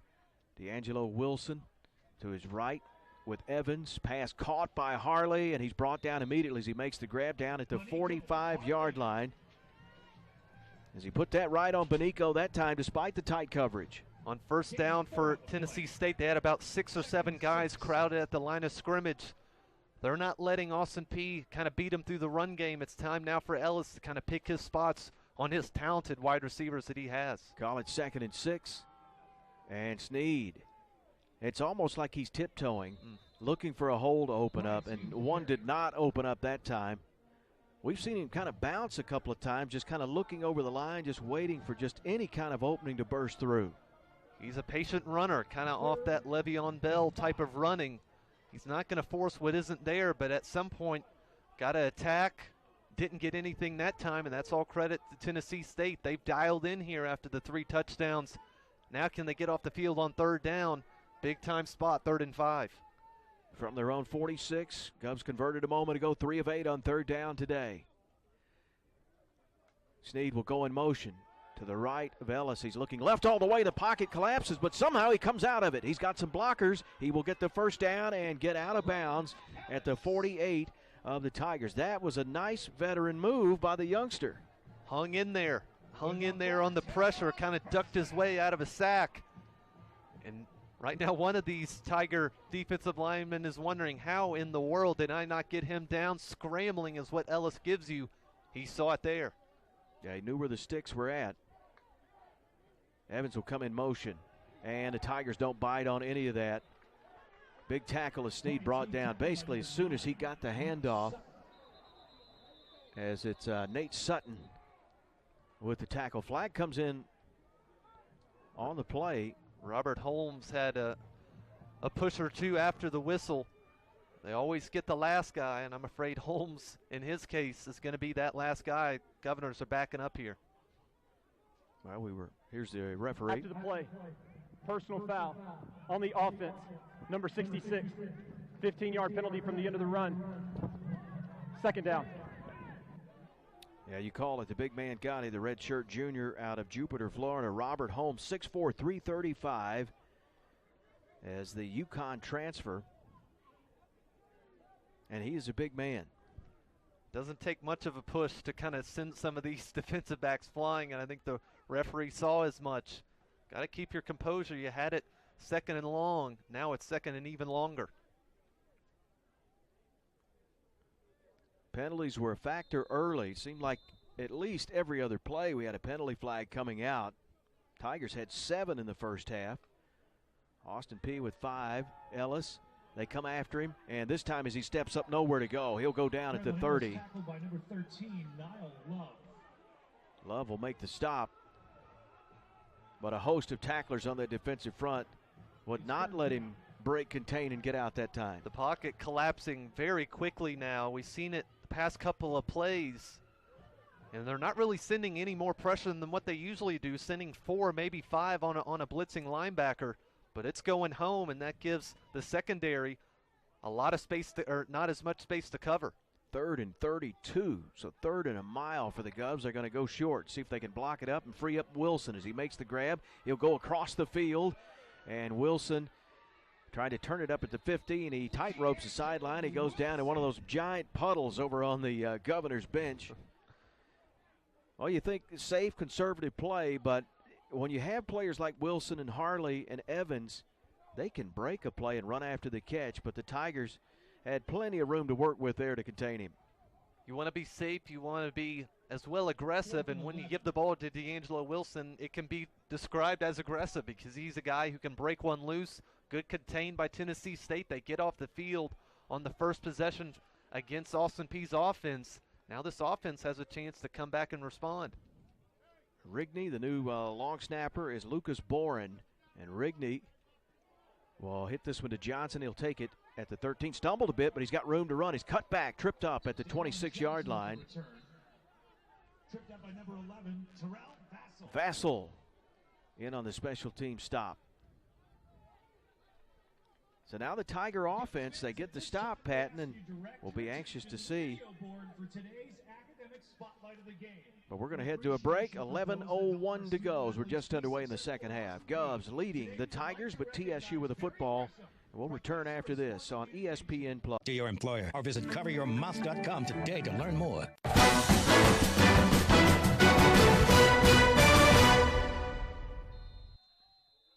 "43 newcomers on a Tennessee State roster, and so many new faces on this offensive side of the football after the big stop defensively. The Tigers are going to try to claw their way back into the ball game. They're going to go back to the running back who had some success late in the first half, and Devin Starling, as he'll get the carry, and he's brought down by the linebacker, Jack McDonald. And it's a good kind of back and forth between McCauley and Starling. Kind of a power back comes in, and now the speed back offers you just something different. The defense has to adjust to it. They did there a little bit, a third 3-yard run there. 2nd and 7. They employ the fullback in this offense. Bryant, short drop's going to throw, and a pass is caught. And then bobbled out of bounds, but the catch is made at the 48-yard line. And Perry, wow, what a splash. We're talking about these giant puddles with the water that's drained off the field. But Perry made a great catch and a good run after the catch. It's about a 4-foot swimming pool on the sidelines here. Great job by Bryant. Hangs in there, finds his man. Perry has been his target all game long. Cordell Jackson on him. And you see the splash quite literally on the sideline. And you can see the confidence starting to build for the young quarterback. They'll give it here to Johnson. Johnson reverses field. Now Bryant's got a block. He's coming back, and he'll be brought down again into the pools of waters. He goes out at the 41. Elijah Shepard in on the stop. So nice job when he reversed field to stay there and limit the gain. But the Tigers are moving the football. And they're going quickly now, taking a page out of Austin Peay's playbook, not allowing them to sub the big guys up front. They're going quick again, 2nd and short here. Devion Bryant again making his first start. There's not a quarterback on their roster that's taken a snap in a game. He'll roll out to the right, and he'll complete the pass to Johnson. Johnson took a massive hit and stayed on his feet as he was hit at the 30 and took it up the field to the 26-yard line. And this Tiger team offensively starting to feel some good confidence. These throws in the first quarter, they were landing in the Austin Peay sideline. Now they're going right into the hands of the intended receivers.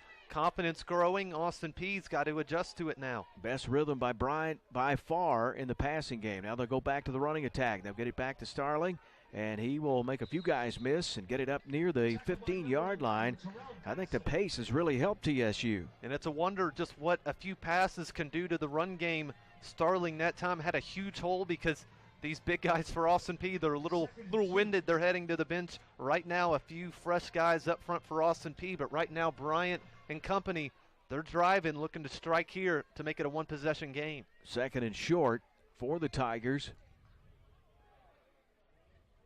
A lot of personnel changes. They're going to get their explosive receiver Perry in. Perry to the left of Bryant, split out. Bryant's looking that way. Pump faked. He wanted the single coverage to the right, and he's going to throw it, and the ball is incomplete. Saw the official's hat come off. The receiver may, with the hand fighting going on, may have stepped out of bounds on that far side. The DB that time, Vassell, slipped onto the ground and had a open look there. Just went right through the hands.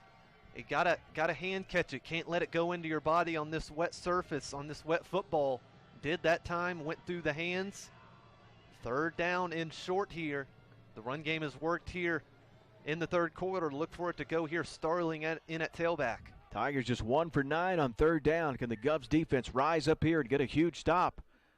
Best offensive series by far for the Tigers. And Bryant's going to throw it. Bryant airmailed this one. Trying to hit a little crossing route to Johnson, and it was not there. And wisely didn't try to force it. Tried to find one of his receivers across the middle. Wasn't really that open, but really never gave him a chance that time. Trying to fool Austin Peay, thinking run, go pass. Couldn't execute at that time, but the rhythm, kind of these drives that even though they don't end in touchdowns, it just grows the confidence of this Tiger team. Antonio Zeta has come out. Again, he missed one after the block punt. The Tigers had to settle for a field goal, a short one of 22 yards, and really never got it airborne, just barely over the line.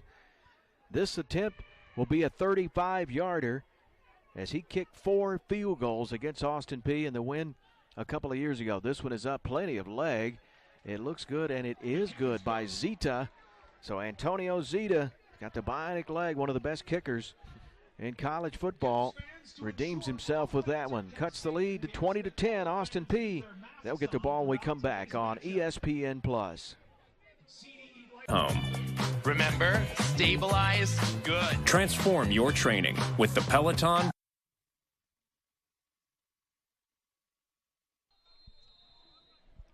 We welcome you back to Clarksville, Tennessee. 73rd season of Ohio Valley Conference football. And dare to say it's the first time we've had football in February in the spring. And we've got a good one going today. It looked like Austin Peay would run away with this one, but the Tigers have come back, and they were able to get the field goal, so they did get points out of the drive as Parker will return this kickoff. And Parker so explosive with the great speed, and he'll take it to the 26, and then he'll be driven back by a host of Tigers. Definitely a dangerous runner is Jay Parker out of Nashville, Tennessee. Went to high school at Pearl Cone and one of the powerhouses in the Middle Tennessee area. Good return that time. Now it's time for this Austin Peay offense. They've been quiet ever since the runs by Brian Sneed. Now it's time. I'm looking at Ellis. He's got to come up here and make a big-time drive because Tennessee State's showing the ability to drive the football. And this Austin Peay defense, they've been on the field quite a lot early on in this game. It's time for a good old-fashioned 6 or 7 minute drive here if the Governors can prove it here. Draylon Ellis, the OVC's newcomer of the week after his start at Tennessee Tech. 4 of 10 so far today. Wilson's caught 3 of those 4, Harley the other. And they go back to the best play of the day. That's give it to Brian Sneed. And he'll take it up to across the 30 to the 32. And again, if you've just tuned in, he had 3 touchdowns and 3 touches in the first quarter. Just an explosive first quarter for Sneed. In fact, he set the FCS record, 204 yards on 6 carries in the first quarter. But that's been it for the offense today for Austin Peay. This pass double clutched it. He was hit, and Ellis throws it incomplete. Bring up third down. One adjustment that Tennessee State has made is instead of their linebackers kind of dropping in coverage, they're blitzing and they're attacking Ellis. And Ellis fortunate to get the ball away. About a half a second later, that would have been a sack and a possible fumble because Ellis didn't see him the whole way. They are a free runner, a free rusher. Third down and long here, 3rd and 5. Govs 4 of 10 on third down today. Justin Roberts, the defensive coordinator for Tennessee State, his 3rd time to coach at TSU. Assignment, alignment, effort, his motto. Trying to get these guys, and after the 3 touchdowns, they have played so much better in this ball game. Ellis had time for a moment, then the pocket will collapse. He'll come running and unable to get away. He'll be brought down as the Tiger defense will rise up again and get a stop on 3rd down. Ellis, he got some water in the face in that one. Scrambled out to his right, looking for a receiver to come open. D'Angelo Wilson was over here on the near sideline, and he just never could break open. Ellis begging for one of his receivers to find a spot. Didn't force it, instead took a sack, and a pretty hard one at that on the sideline in the puddles. Justin Brown's big day continues. The redshirt junior out of Smith Station, Alabama. Started the last 4 games of the 2019 season. He's played well on that defensive line today. Here's the punt by Rigney. It will bounce and just take a huge bounce past the return man who let it go, and it'll roll inside the 10 and be down at the 8. Rugby-style punting, you just never know what you're going to get, but if you get the right roll, you can have a monster punt, and he did. I'll tell you what, Rigney did great once again because the snap, it was a 2-hopper off the turf. He picked it up, kind of sprinted his way to the right, got the kick away. That's one of the advantages of this rugby-style kick. Every punter right now in this Austin Peay team has got that same sort of kick to his arsenal. Work there, big-time kick. 65-yard punt with that incredible bounce. So now it's the Tiger offense, their best series a moment ago, their first series of this second half, but they had to settle for 3. And now they're backed up again. This is where they spent much of that first half in the shadow of their goalpost. It's Bryant back to the ground game, Starling, and he broke through 1 tackle but then finished off as he gets to the 10-yard line, and Vassell and a host of other Govs in to shut him down.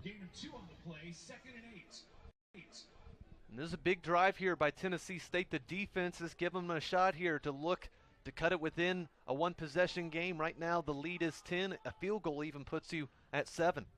As the Tigers have shored things up defensively, now they've tried to get this offense to pick up their end of the game, and they found some playmakers. And Vincent Perry, Devin Starling, and Bryant Devion has stepped up here in the second half as he changes the play clock down to 10 seconds. On a 2nd and 8, a little play action, has time to throw. He's going to go deep, and the receiver trying to come back to the ball. There's contact, flag will come out. That's Perry. The ball hung up, and as he tried to come back, the flag will come out on Austin Peay. And you see this a lot. Anytime an underthrown ball happens like that, usually the defensive back doesn't have his head turned, so he's just sprinting as fast as he can to get back to the wide receiver. And our confirmation on the pass interference, and that time Vassell had no other chance other than to grab him. But give credit to Perry. He worked back to the ball and forced that pass interference. Big-time first down.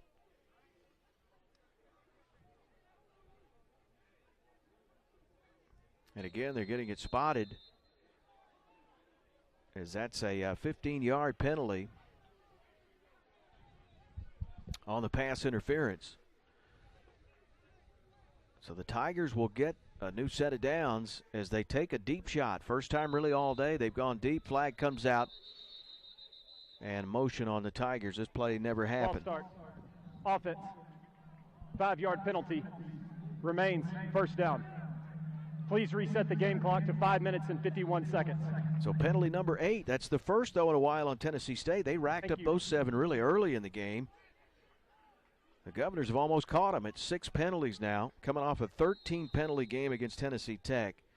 And some of them really hurt, negated an interception, and just too many penalties for Coach Walden, as he talked about with his team over the week in that loss to Tennessee Tech.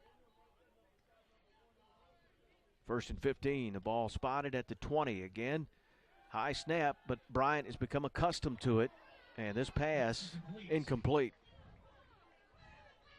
And one thing on the offensive line, like pretty much the entire Tennessee State team, the offensive line I thought has performed very well these past couple of drives. Has given Bryant a chance to kind of roll out to his right and extend the play. And the pressure that was once there getting sacks for Austin Peay no longer there. You got to wonder, is that the pace maybe that Tennessee State has brought as of late? Trying to hit the tight end that time, Phillip Brown. Bryant steps into it, single coverage. His receiver has beaten the defender, but it's incomplete. As he tried to get it to Cam Weiss, Weiss just ran by his defender, Nathan Page. Bryant hooks up with him there. That could have been big. Sure was. Weiss one of the Lindsey Wilson transfers. Hadn't played a game until today since 2018, so it's been a happy sight for him to be back out on the field. Ran a great route, ran right by his guy. Bryant just couldn't float it into the breadbasket. 3rd and long now after the penalty. 3rd and 15. 1 for 10 on 3rd down are the Tigers. As they try to get back in this ball game, they trailed it 20-0. Now they put up 10 unanswered. Trying to convert here. Bryant will roll out as he's rushed. He throws on the move, and that pass will die before it gets to his intended receiver. Kwame Sutton putting on the pressure, and he's a player that Coach Walden singled out, has just had a tremendous camp. And that's one of the positives of such a long kind of layoff from games. It gives chances to guys like Kwame Sutton who maybe wouldn't have gotten the playing time previously under other coaches, but right now he's picked up this opportunity, and they're making a real game-changing play. Got the fourth down stop. So another big stop. The Tigers continuing to struggle to move the chains on 3rd down. High punt, Mosley. Big time hang time, and in traffic, Harley will make the catch at the 37. And that will lead us to a break in the action. 5:27 to go. We're in the 3rd quarter. Austin Peay leading TSU 20-10 in this OVC showdown here in Clarksville. We'll take a break, return to Forterra Stadium after you watch this on ESPN Plus. Midwest with all the charm you could ever hope for. Yes, Hoosier hospitality is alive and well. Come visit Evansville and you will see E is for everyone.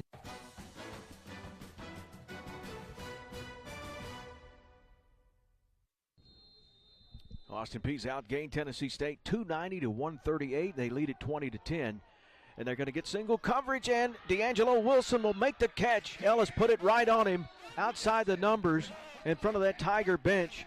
Great throw by the freshman. Just a quick pass, and it's a quick route by Wilson. Beat his man right off the line of scrimmage that time, and it wasn't an easy catch either. Thrown out just a little far out in front, got his right hand on it, reeled it in. Biggest catch of the day by D'Angelo. Ellis will give it here in the backfield. And tripped up is C.J. Evans. So Evans is the back this series. Oh, what a weapon when you get Harley and Wilson on each side. If you ever get single coverage and that safety slow to come over, you're going to be burned. And here with the tempo, they'll get it to Evans. He'll get to the pylon, and he will get in for the touchdown. Wow, now that is a quick strike offense that we expect out of Scotty Walden's team. I don't know what Coach Walden said on that sideline, but he fired his guys up.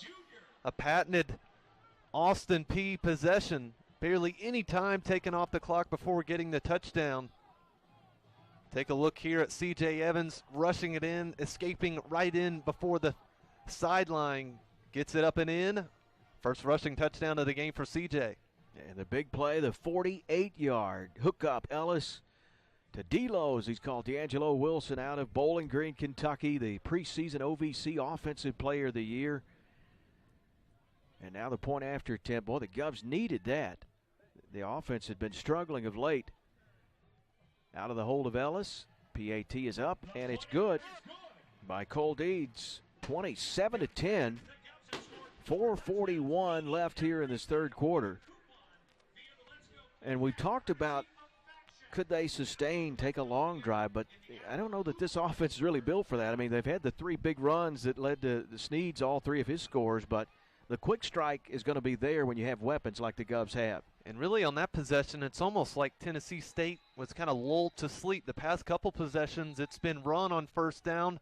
On that 1st down play for Austin Peay, they go directly through the air, caught everyone sleeping. And when you have D'Angelo Wilson one-on-one, there's very few guys, not only in the OVC, but I think in the FCS as well, who's going to be able to lock them up for 4 quarters. So Evans has put up some big numbers. The freshman out of Mobile, Alabama, as we highlighted, the very first play of the college football season, the Guardians FCS Classic. He went for 75 yards on the first play against Central Arkansas, but he had an even bigger game against 13th-ranked Cincinnati. 88 yards, a couple of touchdowns, 141 all-purpose yards. He was the Stats FCS Player of the Week. That was the Govs' final game in the fall. So Evans has really shown that he's going to be a big-time contributor, and he's had to step in from his slot role today and really be the backup running back with Ahmad Tanner out. So the kickoff back to the Tigers after the quick strike by the Govs. And the Tigers' return game has looked good today with Johnson. They've had a few penalties that negated some runs, but this time a great return. Don't see a flag up to the 45. Elijah Culp able to bring him down. Johnson, kind of like what Snead was doing in the first quarter for Austin Peay. He's putting one foot in the ground, and he's cutting upfield, and he's going it with ferocity. That time, great return once again. That's been one of the bright spots on the kind of the yardage-wise for Tennessee State in this one, as they're starting to get some really good field position. They're at their own 45 now. Dayrod, the sophomore from nearby Springfield, Tennessee, former Yellow Jacket, as he has really played well in the special team game today. Now can the Tiger offense come back? They'd cut that 20-point lead down to 10 before the big strike of the Govs on their score a moment ago. Bryant beginning to get a little bit more comfortable in the pocket. Has found a few weapons that they're going with, and they will send one of those in motion. They'll give it now in the backfield, and this will be Sabri Curtis.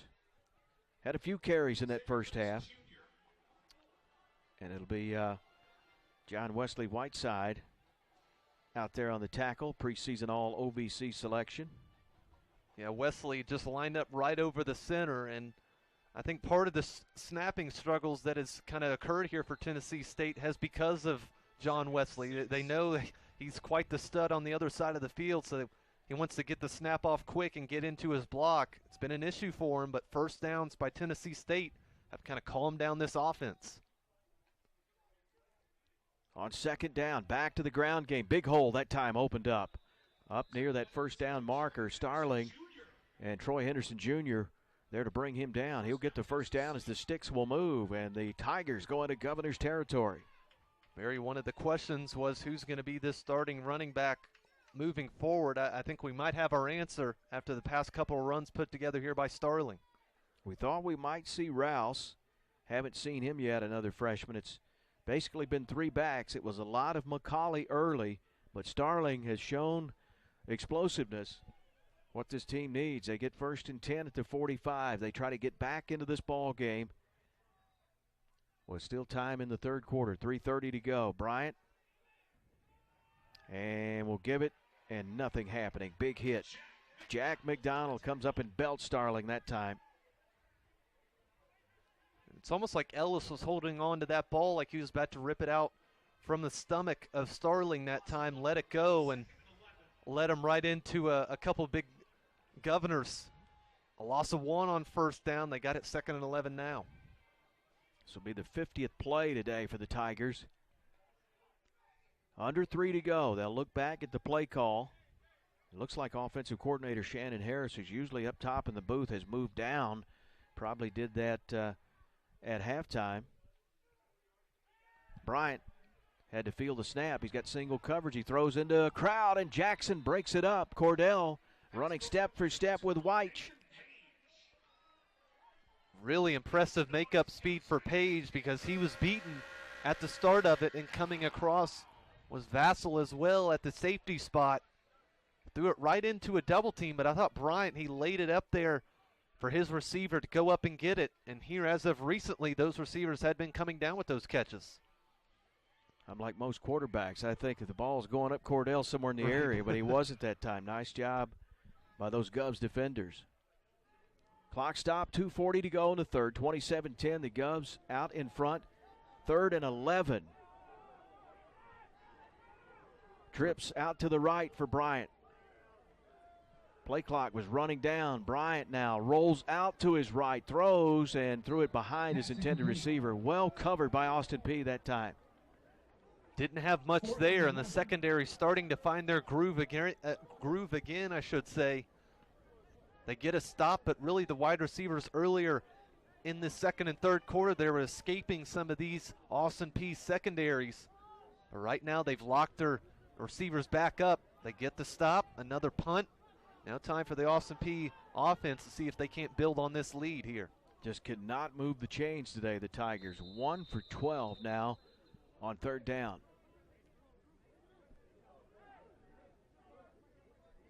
Timeout. Austin Peay State University. That's their first time out of the half. Govs take a timeout. That'll leave them with 2 for the remainder of this half. 2:33 to go.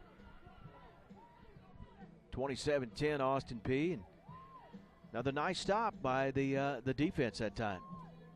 And really, as of late, the defense have kind of gotten found out by that Tennessee State defense, but the adjustments made on the sideline, well done improvements. I think that time out there for Coach Walden was just to make sure, hey, this is kind of fake punt territory. Keep your eyes peeled because not a whole lot of time. Still got a quarter to go for Tennessee State, but look for some funny business here, maybe here on the punt. Tiger defense last week set the school record, 7 sacks, had 16 tackles for loss. Got just the 1 sack today, as this punt will hit right into one of the puddles there on the sideline. It's hard to duplicate a performance this Govs defense had a week ago. You get 7 sacks from 7 different players, 16 tackles for loss. Really, the big issue was the penalties. Had 7 penalties whistled on the defensive side of the ball, but were great on 3rd and 4th down, and they've been good again today. They were put in a critical situation on the block punt. Tigers had it 1st and goal at the 8, and they ended up settling for a field goal, which was missed. You think of so many red zone chances that Tennessee Tech had a week ago, and the Govs defense able to keep them in it. So now the offense gets it back. Quick strike a moment ago. Can they put more points on the board? Ellis, play action. He's going to throw. He's got single coverage and incomplete. Trying to get it out to his other big play receiver on the other side. That's Benico Harley. When it works once, I guess you got to try it again. This time with Harley, kind of a bigger type build at wide receiver. Locked up pretty well that time on the outside for the corner. 2nd down and 10 after the deep shot. What a luxury. You got a guy on each side that are big-time playmakers, Wilson and Harley. Then you can go into the backfield for Snead, and he's tripped up and brought down at the 24, it looks like.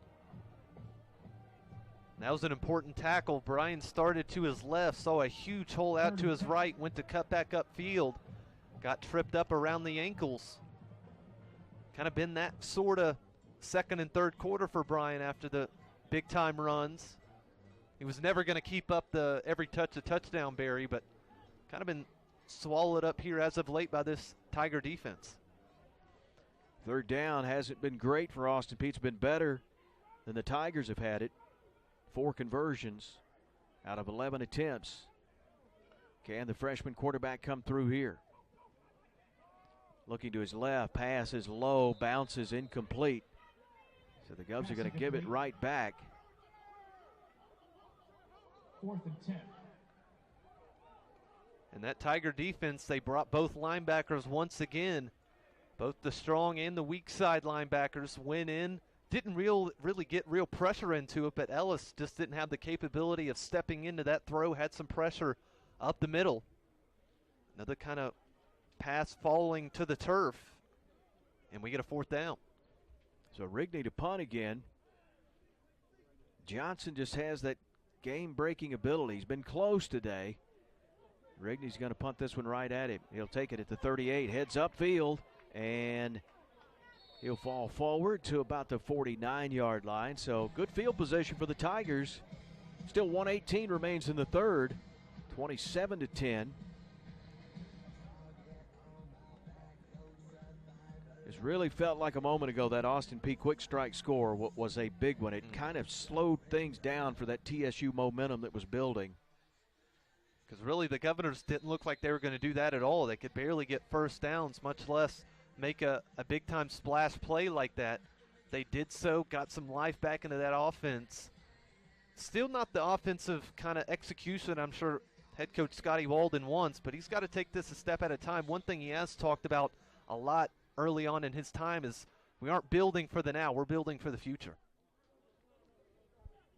And Bryant, the future at quarterback for the Tigers, had to rifle one in. It's deflected and picked off. There he is, Cordell Jackson.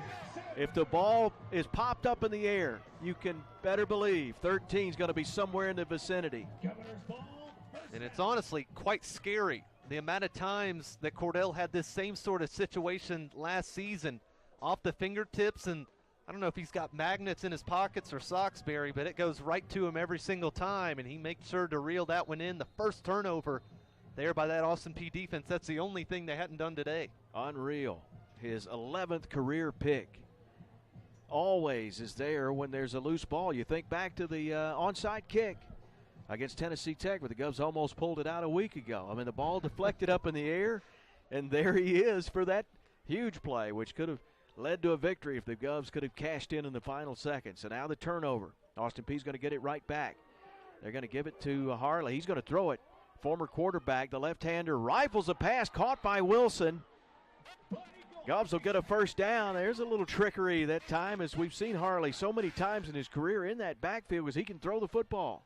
Former quarterback now turned to wide receiver, and he's doing things with his arm once again, and he was kind of playing backyard football, telling where the receiver to go. Got it complete.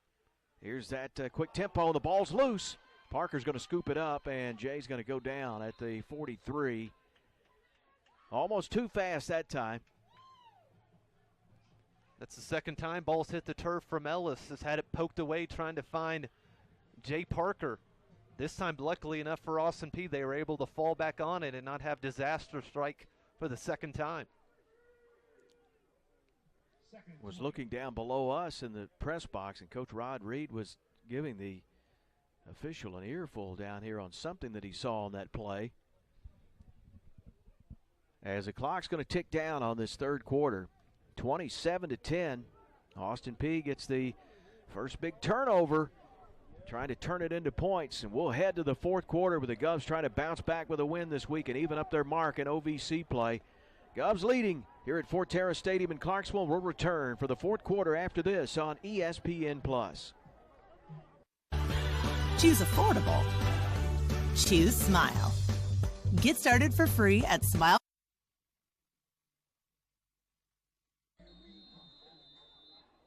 Govs' new head coach getting his team hyped up on the sideline. Scotty Walden, youngest in Division I at 30 years of age, hired in November here at Austin Peay. As we come back to live action, incomplete pass.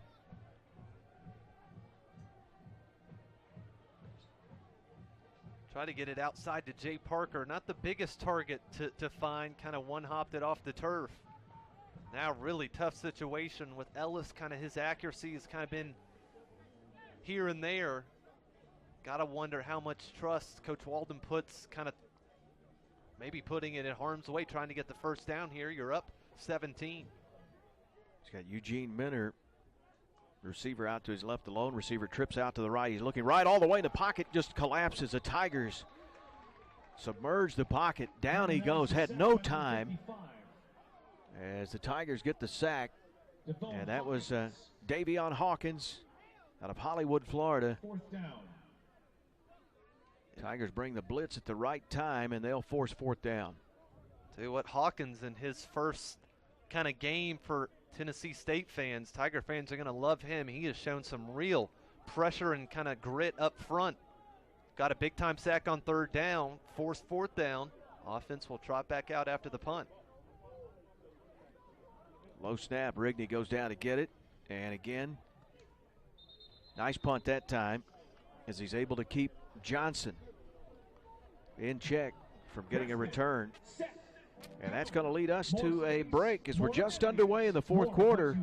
Tigers and Governors hooking up in the OVC for the 23rd time.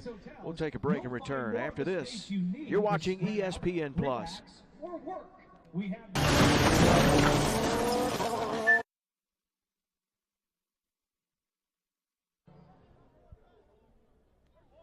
Back here in the fourth quarter, and it looks like we have a change at quarterback for the first time today for the Tigers, as Isaiah Green in the pocket, and he'll be brought down.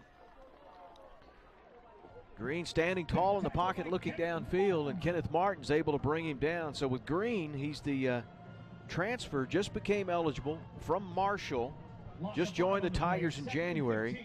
We were told we might see him today, so he's going to get a look here in the fourth quarter. Well, after the interception last time out by the backup quarterback David Johnson, throwing him in there, just held the ball too long on his first play in. On a 2nd and 15, rifles this one out, and it's caught with room to run. There's Johnson. Johnson turns it upfield, thought he was out of bounds. As he heads up the field, he's got room to run, blockers ahead, all the way across the field to the 18 and brought down. He stopped on a dime right in front of the Tiger bench and then exploded across the field. Finally run down by Culp. Before a wet surface, he stopped awfully quick, and I think he fooled us. He fooled the Austin Peay players, thoughting he was just going to run to the chains. Big play there on 2nd and long that time, nearing the red zone right at the 20. And Green did get rid of it quickly. 3 receivers out to his right. He'll go to Starling as he spins off a tackle, trying to spin off another, and finally brought down. Devin Starling, the redshirt freshman from Antioch. Tackled by number 21, Elijah Culp. And Culp in on another tackle, so just like that, the Tigers with plenty of time here, trying to cut back into the lead. And for both teams, the kind of plays to make the drives have been quick strikes.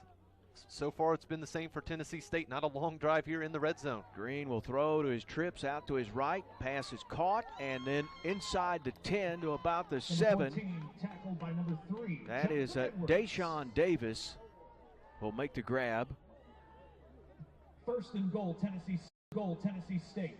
Edwards with the tackle, a little tempo for the Marshall transfer at quarterback, and he's getting rid of the ball quickly. I like the look of him right now. Every throw so far has been right on the money. He's leading his receivers, giving them a chance to cut up field. Ultimately, got them the first down. 1st and goal now.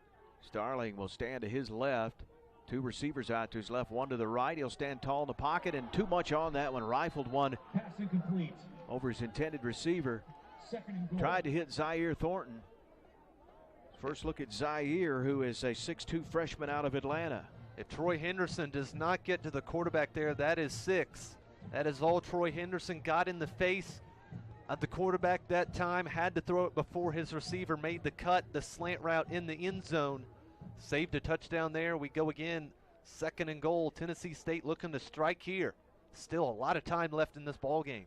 Vincent Perry caught the touchdown earlier from Bryant, and he split out to the left of the quarterback, Green, a new quarterback this series, moving the Tigers down the field.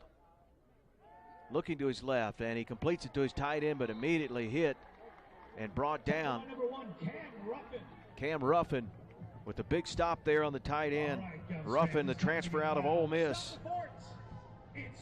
First time we've really called his name in this game, and like a lot of these Austin Peay defenders, they're reading plays before they happen. Got to the tight end immediately as the ball was caught. Now 3rd down, you got to wonder, are we in 4-down territory? Daron Johnson, Vincent Perry, 2 playmakers are going to be out to the right in the formation for Green as he looks back to get the play call. Down to 6 on the timer as that play clock running down, and he's looking back. He's going to have to get the timeout. It'll be the first called timeout by the Tigers this half. Looking at the faces of the coaching staff for Tennessee State, that was not a planned timeout. Just don't think they had the alignment ready. Had to take the timeout or else you're going to get 5-yard penalty. This is a big down, Barry, and like I said, a field goal makes it a 2-possession game, but you just wonder how Austin Peay's offense has kind of gone back and forth. Do you trust that defense to give you a stop? A field goal makes it a 2-possession game at 14 points. So Green has looked good since coming in. The big play, the pass play to Johnson, who tight-roped the sideline in front of the Tiger bench and then carried it across the field for a huge gain.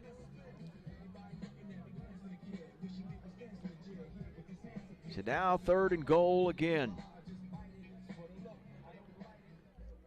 Ball at the 12.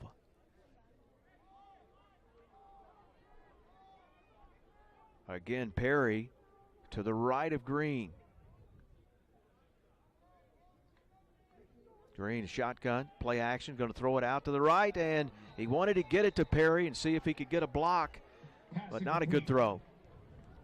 It wasn't in kind of the Achilles heel of last season for Tennessee State. They got in the red zone 50 times, only scored touchdowns 22 of those. You at least want to get over 50% in the red zone.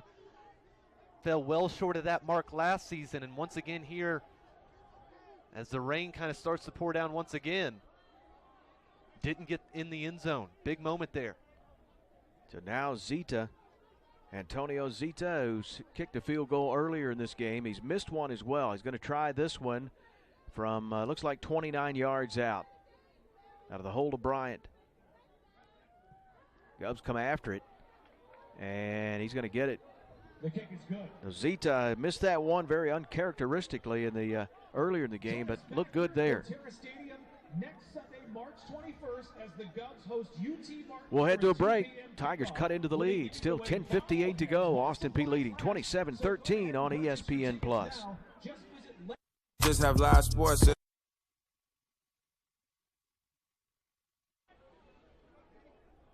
Antonio Zita has hit a 29-yarder and a 35-yarder, and this one missed a 22-yarder. He's a great weapon to have, a kicker, and Coach Reed and the Tigers, they use him. And Austin Peay found out as much last time they played Tennessee State, hit a 50-yarder in that game, and that proved to be as big as anything. Like you said, it's a weapon to have, a college kicker that can hit beyond 40 yards, and they've got one. So on the kickoff after the made field goal for the Tigers, it's Parker, takes it in the end zone. Parker with one cut and across the 20 to the 21. We'll see the Govs offense come back out and try to answer back. You got to keep scoring. The last thing you want is another 3-and-out possession. Give the Tigers the ball back. Absolutely, and first downs have been hard to come by. We've kind of talked about it all game long. But the possessions for Austin Peay haven't been very long, and that kind of swings over to the defense where you're not on the sideline that much. You're on the field exerting a lot of effort. That's kind of the worry here in the fourth quarter. You don't want your defense getting gassed in the late stages. Tigers winning time of possession about 6 minutes longer. They've had the football than the Govs. And in the backfield, nothing happening as Evans will get the carry. And the Tiger defense will get the stop as Clint Dowdy, the third, will make the tackle for TSU. And really, here's the fine line where you want to kind of walk, whether to be aggressive and play smart. Coach Walden, I have a feeling, is going to be more of the aggressive side. He trusts his guys. Got 2 plays here to get the first down to continue on this drive. 2nd and 12. Ellis through the hands of Wilson. It falls incomplete. A little behind him. Typically a ball, if D'Angelo can get his hands on it, normally he'll come down with it. The gloves are back on. Always a fascinating development as the rain has stopped. We're going to get a stoppage here from the referee. Please reset the game clock to 10 minutes, 11 seconds. Going to put some time back on. Thank you. 10-11 as it ran after the incompletion, and this play blown dead. I don't think the referees gave the go-ahead. It was snapped as soon as the referee's whistle came, even though a Tennessee State player jumped over.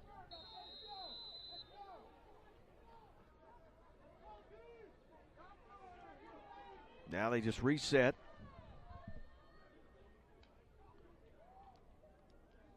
On 3rd and 12.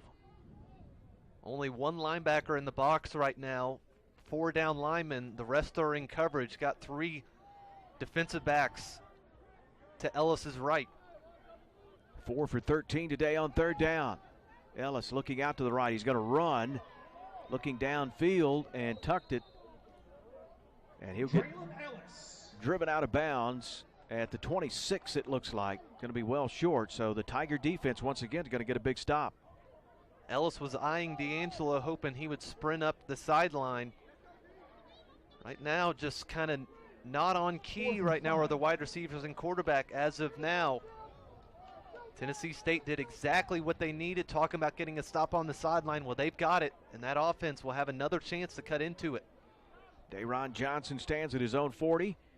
Matt Rigney punts it away. Fair catch call for and made at the 40. A little more after the play, but no flag that time. We've started from pushing and shoving now to kind of mocking in front of the faces and whatever doesn't get you the penalties. Got another break, 9:32 to play in the fourth quarter. Governors, Tigers hooked up in the OVC on ESPN+. Choose Smile. Get started for free at Smile Direct Club.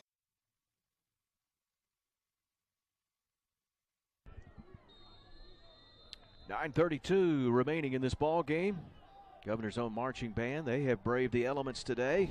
Rain has stopped for a while, cooled off just a bit, but it was a deluge to start at kickoff.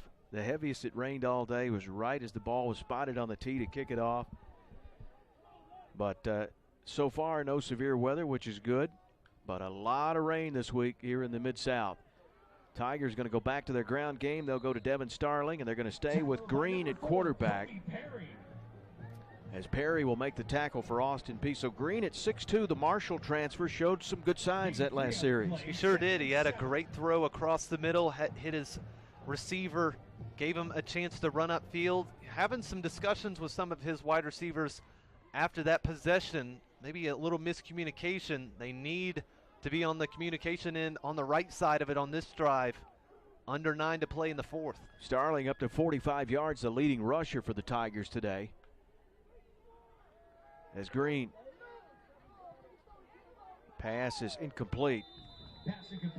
Cordell Jackson on the coverage that time with Dayron Johnson. I tell you, Dayron's going to sleep well tonight. It seems like he's been in on every single play today. He's got to be the happiest receiver of the group right now. That time Cordell, a fascinating player to watch. He went to undercut the pass, saw that it was over his head, so he came back outside to make sure that the receiver couldn't stay in bounds. Just such a smart football player, and he's already had an impact. One game at Fort Terra, he's got his interception. This has been the killer down today for the Tigers. 1 for 13 on third down. They need one here to stay in this ball game. And Green's going to loft one up, and the receiver comes back to the ball, and flag's going to come in. They're going to say the catch was made. That's Weish that came back to the ball. There was contact. We've seen that underthrown ball today lead to pass interference penalties on the Govs. This time it was a great catch. He fought back to the football, and at first there wasn't a flag there, so it was important for him to come down with the football. But once again, the defensive backs for Austin Peay get beat deep. I think that was Vassell again, the safety, having a tough time with it, but these Tennessee State receivers at the start couldn't get by him, but now as of late, they're playing well. Here's our referee. Personal foul. Targeting. Number 11 of the defense. The play is under further review. Wow, so that's the call. We thought we were going to have a PI, pass interference, so targeting will go to the booth to the next door to us, the DB Sport official replay booth, to see the call made on Vassell. And we'll see if we can get a look at it as well. Well, what a catch by Cam Weish, the transfer out of Lindsey Wilson. Makes a big grab. And at times, I mentioned it earlier, but at times it seems the underthrown ball has been one of the better weapons for the Tigers today. It sure has. And for this targeting call, a new rule they've implemented is they don't make the ruling on the field. It goes straight to the kind of replay center right now. And I got to say, on that first look, I wasn't looking for the targeting, so I didn't see a hit to the head or neck area. This is a big swing. Get one of your secondary players out for Austin Peay, and you tack on the penalty as well. Big catch by Weiss. It's 38 yards on the pass play. You see Coach Rod Reed there to the left on the screen as the official talking to the replay booth. We're going to get a look at it here and see what we can see. The play from the beginning. What made this all was the underthrown pass kind of gave the ability for some of these Austin Peay secondary, and he kind of dives on him, just not sure whether the hit lands on the head. It'd be an awfully harsh call just from first glance at it. Get a couple more looks at it. Yeah, it looks as if he missed him, but did he lead? I don't know about that one. I think that'd be awfully harsh. And of course, targeting is one of the more controversial calls in all of sports. It's such a harsh call. It ejects the player, and it would have the player miss the first half of the next game as well. So not only in this game, but consequences for the next as well. Here's because the we're in the call. second half. After further review, there is no foul for targeting on the play. First down, Tennessee State University. All right, I think they definitely got that one correct. Garrett Dickerson, our referee, talking to the booth up top. And it's good that they go back and look at this, and that's why we have replay and numerous looks at it. But ultimately, Barry, I think it was a good point. I think he missed them. I think if he would have done what he maybe wanted to have done, he might have been targeting. But if anything, the hit is leveled to the ribs of the receiver. Nevertheless, he made the grab, 38 yards and a big first down for the Tigers. 8:41 to go as the clock starts in a 27-13 ball game. We've seen Green come in at quarterback, third quarterback, as we did see the JUCO transfer, David Johnson, throw the pass that was deflected and picked off by Jackson. The interception, his only attempt and his only appearance. Give here to Starling. Starling breaks through a tackle, almost got free, and he's brought down from behind at about the 7-yard line. He almost broke that one, Patton. Broke 3 tackles to get into it, and we've got an injured Austin Peay player down. Javon Young was able to stop him. Can't tell the number on that one. Looks like Elijah Shepard, who's had a big day from that bandit position. But I think Tennessee State has definitely got something in Starling. The running back before, Sean McCauley, had his moments in there, but from what we've seen here in the second half, without a doubt the most explosive runner they have. It's just whether or not they can get that consistent going. You see Shepard walking over now. Good run on first down, first and goal still. So the clock stopped with 8:05. Each team with 2 timeouts as we head down the stretch here in this fourth quarter of play. And again, when these two teams met in the 2019 season, the Tigers trailed 24-9 in the third quarter, and they came back and beat Austin Peay 26-24 on TSU's homecoming. Austin Peay's only loss in conference play was to TSU during that record-breaking season just a couple of years ago now. So now first and goal from the 8. Isaiah Green, third quarterback of the day. Play action, throws. Well, he had his man, threw it behind him, missed him, but he had a nice look to Perry, who's caught a touchdown in this game. Really liked the play call that time, a little play action pass, good trickery. Thought the ball was in the stomach that time of Starling.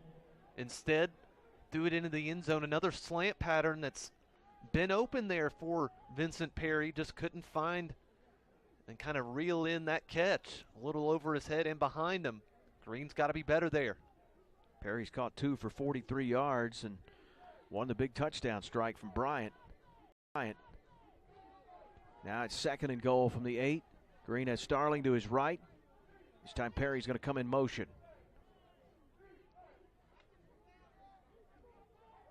Green looking, has time to throw. Now the pocket collapsing. He'll have to throw on the move, and the pass is caught at the 5-yard line. Perry was all over the place to come back to that for his quarterback. And that's exactly what Green has kind of shown, has been his poise in the pocket.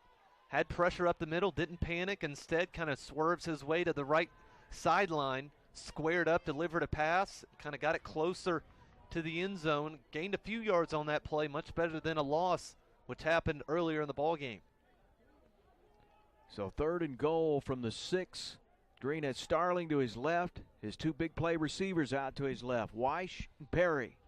He's looking that way, throws, and it is caught. Nice play. Kind of a cross with those 2 receivers, and stepping right in was Weish. And Green, I tell you, very impressive. You talked about it, poise in the pocket. Looks like he's not even breaking a sweat back there. He put that right on Weish. Stood in there, took the hit, delivered the pass, had 2 receivers in that area. And Weish, that's an easy pitch and catch that time. Touchdown. And that decision to kick the field goal put together by Tennessee State a couple drives ago is looking smarter and smarter, especially after that touchdown. They've a chance to cut it within 7 here. Weish played 2 years at Lindsey Wilson, caught 14 touchdowns in those 2 years. Gets a big one there. This will make it a 1-score game. Can cut this down if Zeta can make the point after attempt. And he will. 27-20. We've told you this is a rivalry series. They always come down to the end between Austin Peay and Tennessee State. And it really says a lot about the mental strength that Tennessee State had in that first quarter. After a guy had 200 yards on you in the first quarter, it wouldn't be that hard for the guys to pack it in. But here, in that second to beyond, they look to have been the better football team on both sides of the field. They're within 7 now after falling down 20-0 at the start of the first.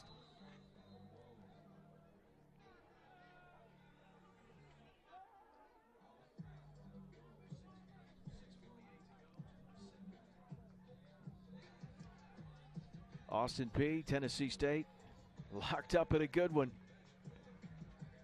Man, it seems like forever ago when it was 20-0 and just it looked like Tennessee State was going to get run out of this stadium.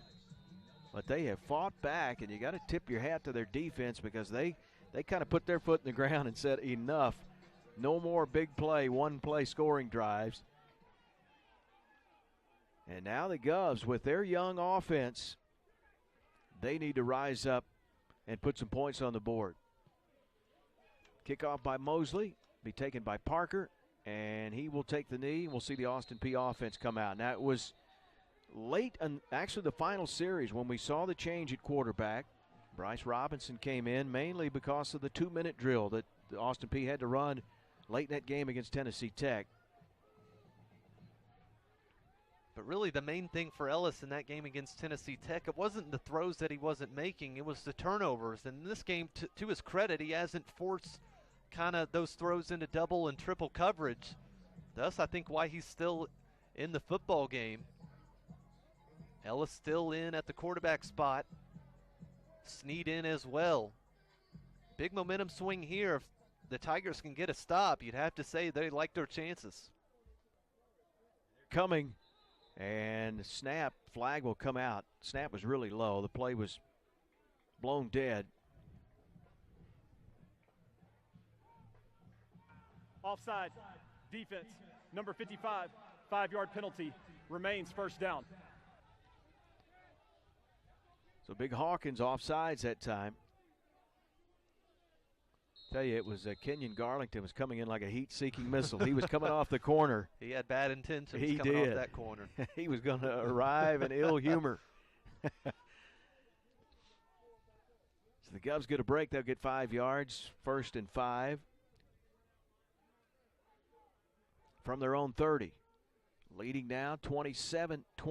6:45 to go. And they're going to let this play out for a while, and finally the whistle blows. Snead not much on forward progress that time. 2nd and 5 now. No real gain on that. The push up front right now from the Tigers is starting to really get to Snead. Got it in the backfield, hit immediately. 2nd and 5.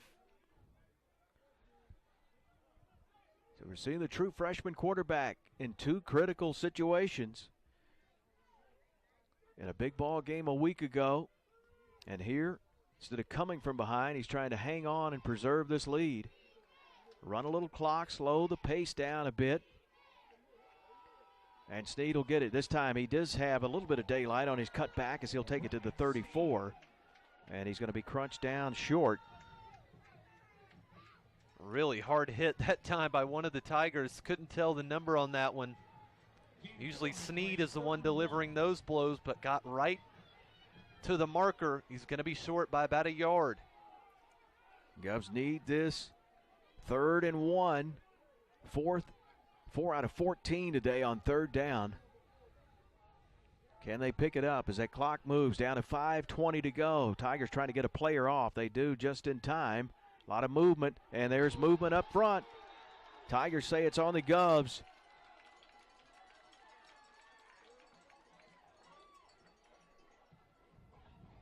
False start. Offense, number 51. 5-yard penalty. Remains third down. They're going to get Colby McKee, the right guard. And very surprised Austin Peay didn't snap it before the player got over the sideline. That would have been a free play, a free hit, a free try and get the first down. It would have been a first down anyway. Instead, tried to go fancy, get under center. Ends up costing him 5 yards. Because the Tigers had everybody creeping up on that line. So back them up 5, 3rd and 6. What a difference in a 3rd and 1 to a critical 3rd and 6 now. Under 5 to go as the clock continues to move. Austin Peay leading by 1 score, a touchdown, 27-20, a lot of movement and hold things up. Coach Walden wants a timeout. Those linebackers for Tennessee State timeout. We're ready to Austin blitz Peay the State gaps University. once again. That's that has been what has stopped the run game. It hasn't been, although the front kind of front lineman up front on the defensive side for Tennessee State has gotten pressure. It's been those linebackers blitzing the gaps. It's forced Snead to kind of go outside where there really isn't room to had. And now on 3rd and 6, the passing game really hasn't been there for him except passing to D'Angelo Wilson. I'd be hard-pressed if it's not a run. It's not going to be in the hands of D'Angelo Wilson. Yeah, and if you load up that box, you do put those corners on an island with 2 big-time playmakers in Wilson and Harley.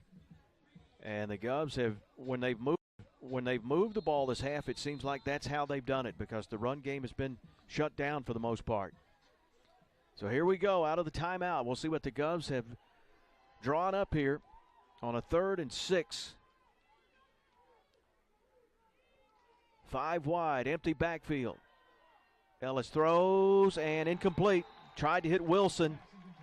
Wilson ran it right to the 35. Good coverage by the Tigers, and they're going to make the Govs punt it away. And it's going to go right down to the wire between these two teams again. Nick Harper Jr. has had the assignment of guarding D'Angelo Wilson all game long. Came up big that time. Comes from a family of pretty good secondary players. His dad played for the Titans and Colts in the NFL. We get a look at it here again. Just one-on-one with D'Angelo Wilson. Nick Harper got his hand in there, forced it loose. Another punt coming. Yeah, D'Angelo stumbled a bit coming out of that break as Rigney doing a great job of keeping an explosive return man in his tracks. Dayron Johnson again has to call for the fair catch, but a short field again. And we've said that the entire second half, it seems like, for Tennessee State. And now their offense is going to get it back under their 3rd quarterback of the day, and Green has looked good. And they found some playmakers, as this is on-the-job training with so many newcomers, not knowing what you're going to get when the lights come on. But Coach Rod Reed, after that, really taking a haymaker early, he's got to be pleased with what he's seen out of his young team. And he's had this Austin Peay defense on its heels because it's got the running game and passing game open, and that just makes the guessing game for this Governors defense a really hard task now. You just don't know what they're going to do on the offensive side. Coming in motion, taking the handoffs, Johnson. And Johnson, no cutback lane. Great job by Austin Peay's defense. Perry in to shut down any lane on a cutback. That's a play in the second half that has gotten 6 or 7. The first time that it's really been corralled. And that starts up front, setting the edge with Shepard to really force the cut back to the left-hand side. He did exactly that. Gain of 1. Again, the Tigers do have 2 timeouts. This time they'll send Perry in motion. Now 3 receivers out to the left of the formation for Green. Looking that way, here comes the rush. McDonald comes up the gut, and the pass is going to be caught. And caught for short gain by the tight end, Trueheart, as he'll make the grab at the 44. Trueheart, the first catch he's had all game long, comes up big there. Green looked left at the start of his progression, saw nothing coming, so he drifted out to his right, threw it off balance, right on target. Good completion on 3rd down to make it a little more manageable. So on 3rd down, can the Tigers move the chains? Ball just shy of their own 45. And a handoff, Starling, and he is wrapped up by a host of Govs. McDonald in on the play, Lucas, Whiteside, you name it. Pick any of them. They were all there and all ready for the tackle. Might have lost a yard or two on the play, and now clock ticking down with 3 minutes left. No movement on the sideline of the punt team. It's going to be 4th and 5. Tennessee State 0 for 1 on 4th down today. Ball at their own 44. They're down 7 points. No safety deep for Austin Peay right now. They're all near the line of scrimmage here. Empty backfield, 5 wide. Green, quick drop, and he airmailed one over the head of his intended receiver. He tried to get it to Perry, and he'll turn it over on downs. Austin Peay was not worried about the deep ball that time. They were sitting on any route. They were not going to be given the underpass available, and Green kind of sailed his guy there. The Austin Peay defense comes up big once again. How many times are they going to do it? Well, they did it there. Now the offense a chance to kind of put this one to bed with a few first downs. Again, the Tigers do have 2 timeouts as Austin Peay hanging on now. You could say clinging to that lead. It was 20-0 to start this one in the first quarter. But the Tigers stopped the big plays from the offense of Austin Peay and it got right back in the game. Here's Sneed as he's forced back in, takes a hit as he rumbles up to the 41. And we mentioned at the top of the broadcast, kind of these fast sort of offenses, they're thought to be kind of passing. Well, it has been all on the ground tonight. The pass game for Austin Peay here this evening hasn't been the greatest. Right now, 5 of 17 for 100 yards is Ellis, but ultimately hasn't turned the ball over, and that was a big issue last week. He hasn't done it here tonight, and with that defense for Austin Peay, they don't need him to be Brett Favre by any means. They just need him to manage the game. He's done a good job of that tonight. It's been a long time in the huddle there. Play clock at 5 after the 2-yard pickup. Sneed chopping the feet in the backfield and then bowls his way forward to the 38. And a quick timeout. Timeout. Called by the Tigers. University. That's their second timeout. They'll have just one timeout remaining. And really not in field goal position right now if they were not to pick it up. And just kind of how the punt team has gone so far this game, a couple miscues on their end, whether that be a low snap or not getting the punt off in time. Will be an interesting 4th down if they don't convert it here. If I'm Coach Walden, I'm not sure I wouldn't give Sneed 2 cracks at getting 4 yards. I feel like my chances are pretty high with how he's ran the ball. Granted, hasn't been as good since the first quarter, but he's never going to keep up that pace as he was. Right, you don't want to risk the long field goal. You punt it, it'd be a miracle to keep it out of the end zone, right. So you're just a very few yards difference. So I'm sure 2 down territory, 3rd and 4 here, or 4 down territory, 2 more to go to try to get this and to put this ball game away. Back to Sneed. Off for a moment, looked like he had some daylight and then brought down. Open field tackles have been the name of the game for Tennessee State in the second half. Haven't been fooled by this run game out in open space. They got the first stop. Looks like Austin Peay's going to let this run down, or are we going to get a timeout first? They've elected to extend this timeout to 1 minute. So the Tigers just took their final timeout. 1:44 to go. It's going to be 4th down and 3. And now it's pretty, well, I wouldn't say obvious. Started to say give it to Sneed, see if he can do it, but Coach Walden gets the first down, the ball game's over. So do you want to just bust it right back up the gut, or you want to try something here? You know, just the way that play looked on 3rd down, I wouldn't be against kind of selling out for Sneed and then just having a read option. If Ellis has the read, maybe look for him to pull it out of his stomach and run for the first down, because everyone and their mother right now is expecting Sneed to get the ball here on 4th down. Ellis ran for 49 yards last week, including a 16-yard touchdown. We're getting the punt team instead here. Okay. That changes everything. Yep. Thought for sure Now for Rigney, the rugby-style kicker,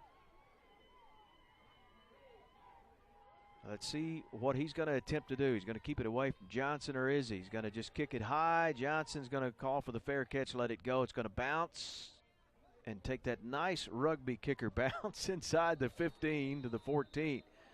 So now you put it on your defense. You got 1:32 to go. The Tigers have no timeouts. Your defense gets a stop, you get a win. And with that punt, you can't really fault that decision. Going to have to travel about 85 yards or so to get into the end zone. They've had a tough time doing it when they started possessions at their own 10. The bread and butter of this Austin Peay defense, as we've seen through these first 2 OVC games, has been this defense. A lot of trust put on them. They're going to go out on the field and look to stop Tennessee State one last time and to come out of here with their first victory of the season. Well, you know the playmakers, Perry, Weish, Johnson. And it's the transfer out of Marshall, the quarterback, that has been going all the way in this fourth quarter. And this pass batted down. Tried to rifle out a quick out pad into Weish. Shepard. Good to see that he was helped off earlier, then ran off under his own. Didn't have the injury, so he was able to come back in. Not sure he got a hand to that one, but just kind of took the eye off the receiver that time. Got the incompletion. Green can't force things. He's got a lot of time at 90 seconds to play. No need to force something on second down here. Right, the incompletion doesn't hurt on first down. It does stop that clock. So 2nd and 10, 1:28. Green surveys. Under pressure, he will have to get out of bounds. He's trying to keep the play alive and then throws it away. And that's not the end of the world, like I just talked about. Last thing you want is trying to force it in when you have 2 more downs to get the first down and then go an interception. So Green has just kind of shown he's not going to force things when they aren't there. Try to give his receivers as much time as they can. They got 2 downs here to get the first down, or else this thing is over. Play took 9 seconds. As the clock stopped with 1:19, 3rd and 10.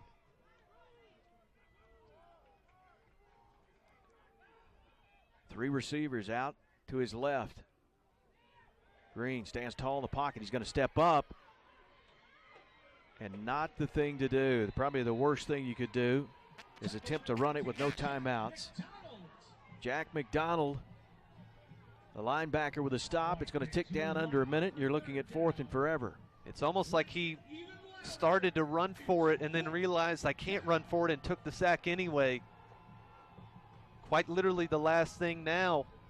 They're taking their time getting the substitutions in. This is the game right here. 4th and 14 as the clock ticks down to 40 seconds. Can Green come up with a play to keep this drive alive? Governors leading by 7. Only 3 on the rush for Austin Peay. Green throws, trying to come back. Did he make the grab? And it looks like they're going to say he did make the catch. Vincent Perry. And he caught it at the 25. And the sticks will move. Yeah, he just got the first down. See whether they buzz this down or not. They're trying to get a play off. They do. 20 seconds where the clock stops. A lot of things to look at there. Did he have the first down? Did he make the catch? And the clock was running. Can't tell if they're going to give him the play or not. I believe they are, because we're looking at it. It says second down, I think.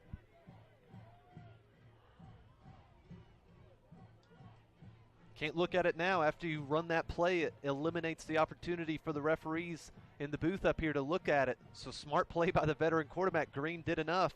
No matter what, it's a catch for sure now. 3 receivers out to his right. 20 seconds to go. Ball at the 25 of TSU. Got to go basically the length of the field here to try to tie it up. Green throws back across the middle. It's caught. Caught by Johnson. He'll make the grab at the 45 and slam down. They've got to hurry. They're going to move the stick, so they'll hold up the clock for a moment. It's at 11 seconds. Soon as everybody's in place, they'll spot it. Clock will move. It's moving now. Down to 8 seconds. He'll spike it. And the Tigers with 8 seconds. You got the ball at your own 45. Now what's your call, Patton? Well, you really can't throw it out in the open field, especially if it isn't a first down. Anything by the sidelines is okay. I'm not sure the arm strength that Green has. I'm not sure if he can throw it 55 yards into the end zone or not. I think you got time for maybe one more play if you can get it out of bounds to get a look at the replay once again here. 2nd and 10. Yeah, if you could get maybe a 10 or 15 yard out, quickly out of bounds, and save yourself maybe 2 to 3 seconds to get one shot at the end zone. 5 wide, empty backfield. Green throws and hit Weiss. Weiss got to get out. He stayed in bounds. He's tripped up. He will get the first down, so they're going to move the sticks down. The clock did stop with 2 seconds, but as soon as it's put down and the sticks are in place, the clock will go. Just 2 seconds. Clock is winding, and here's the final play. Green looking, throws as he's hit, and he will be picked off. The ball comes incomplete. Thought McDonald had it for a moment as he was hit. The ball came free, and that will do it. What a wild finish between these two rivals. It always comes down to the final play, and Patton Cook, big-time plays really on both sides of the ball. What could have been a blowout, this turned into a really good football game. Even though Tennessee State doesn't get the win here today, I think they might have found their quarterback this season. Green had a fantastic third and fourth quarter in it as the two teams kind of meet at midfield right now. Congratulations. I tell you what, the Governors, I'm sure they would have liked an easier win than what they got tonight, but ultimately once you get that win in the win column, yeah, you don't get any style points for blowing teams out. Got a big-time win here this evening, but still some questions on the offense, Barry, I think.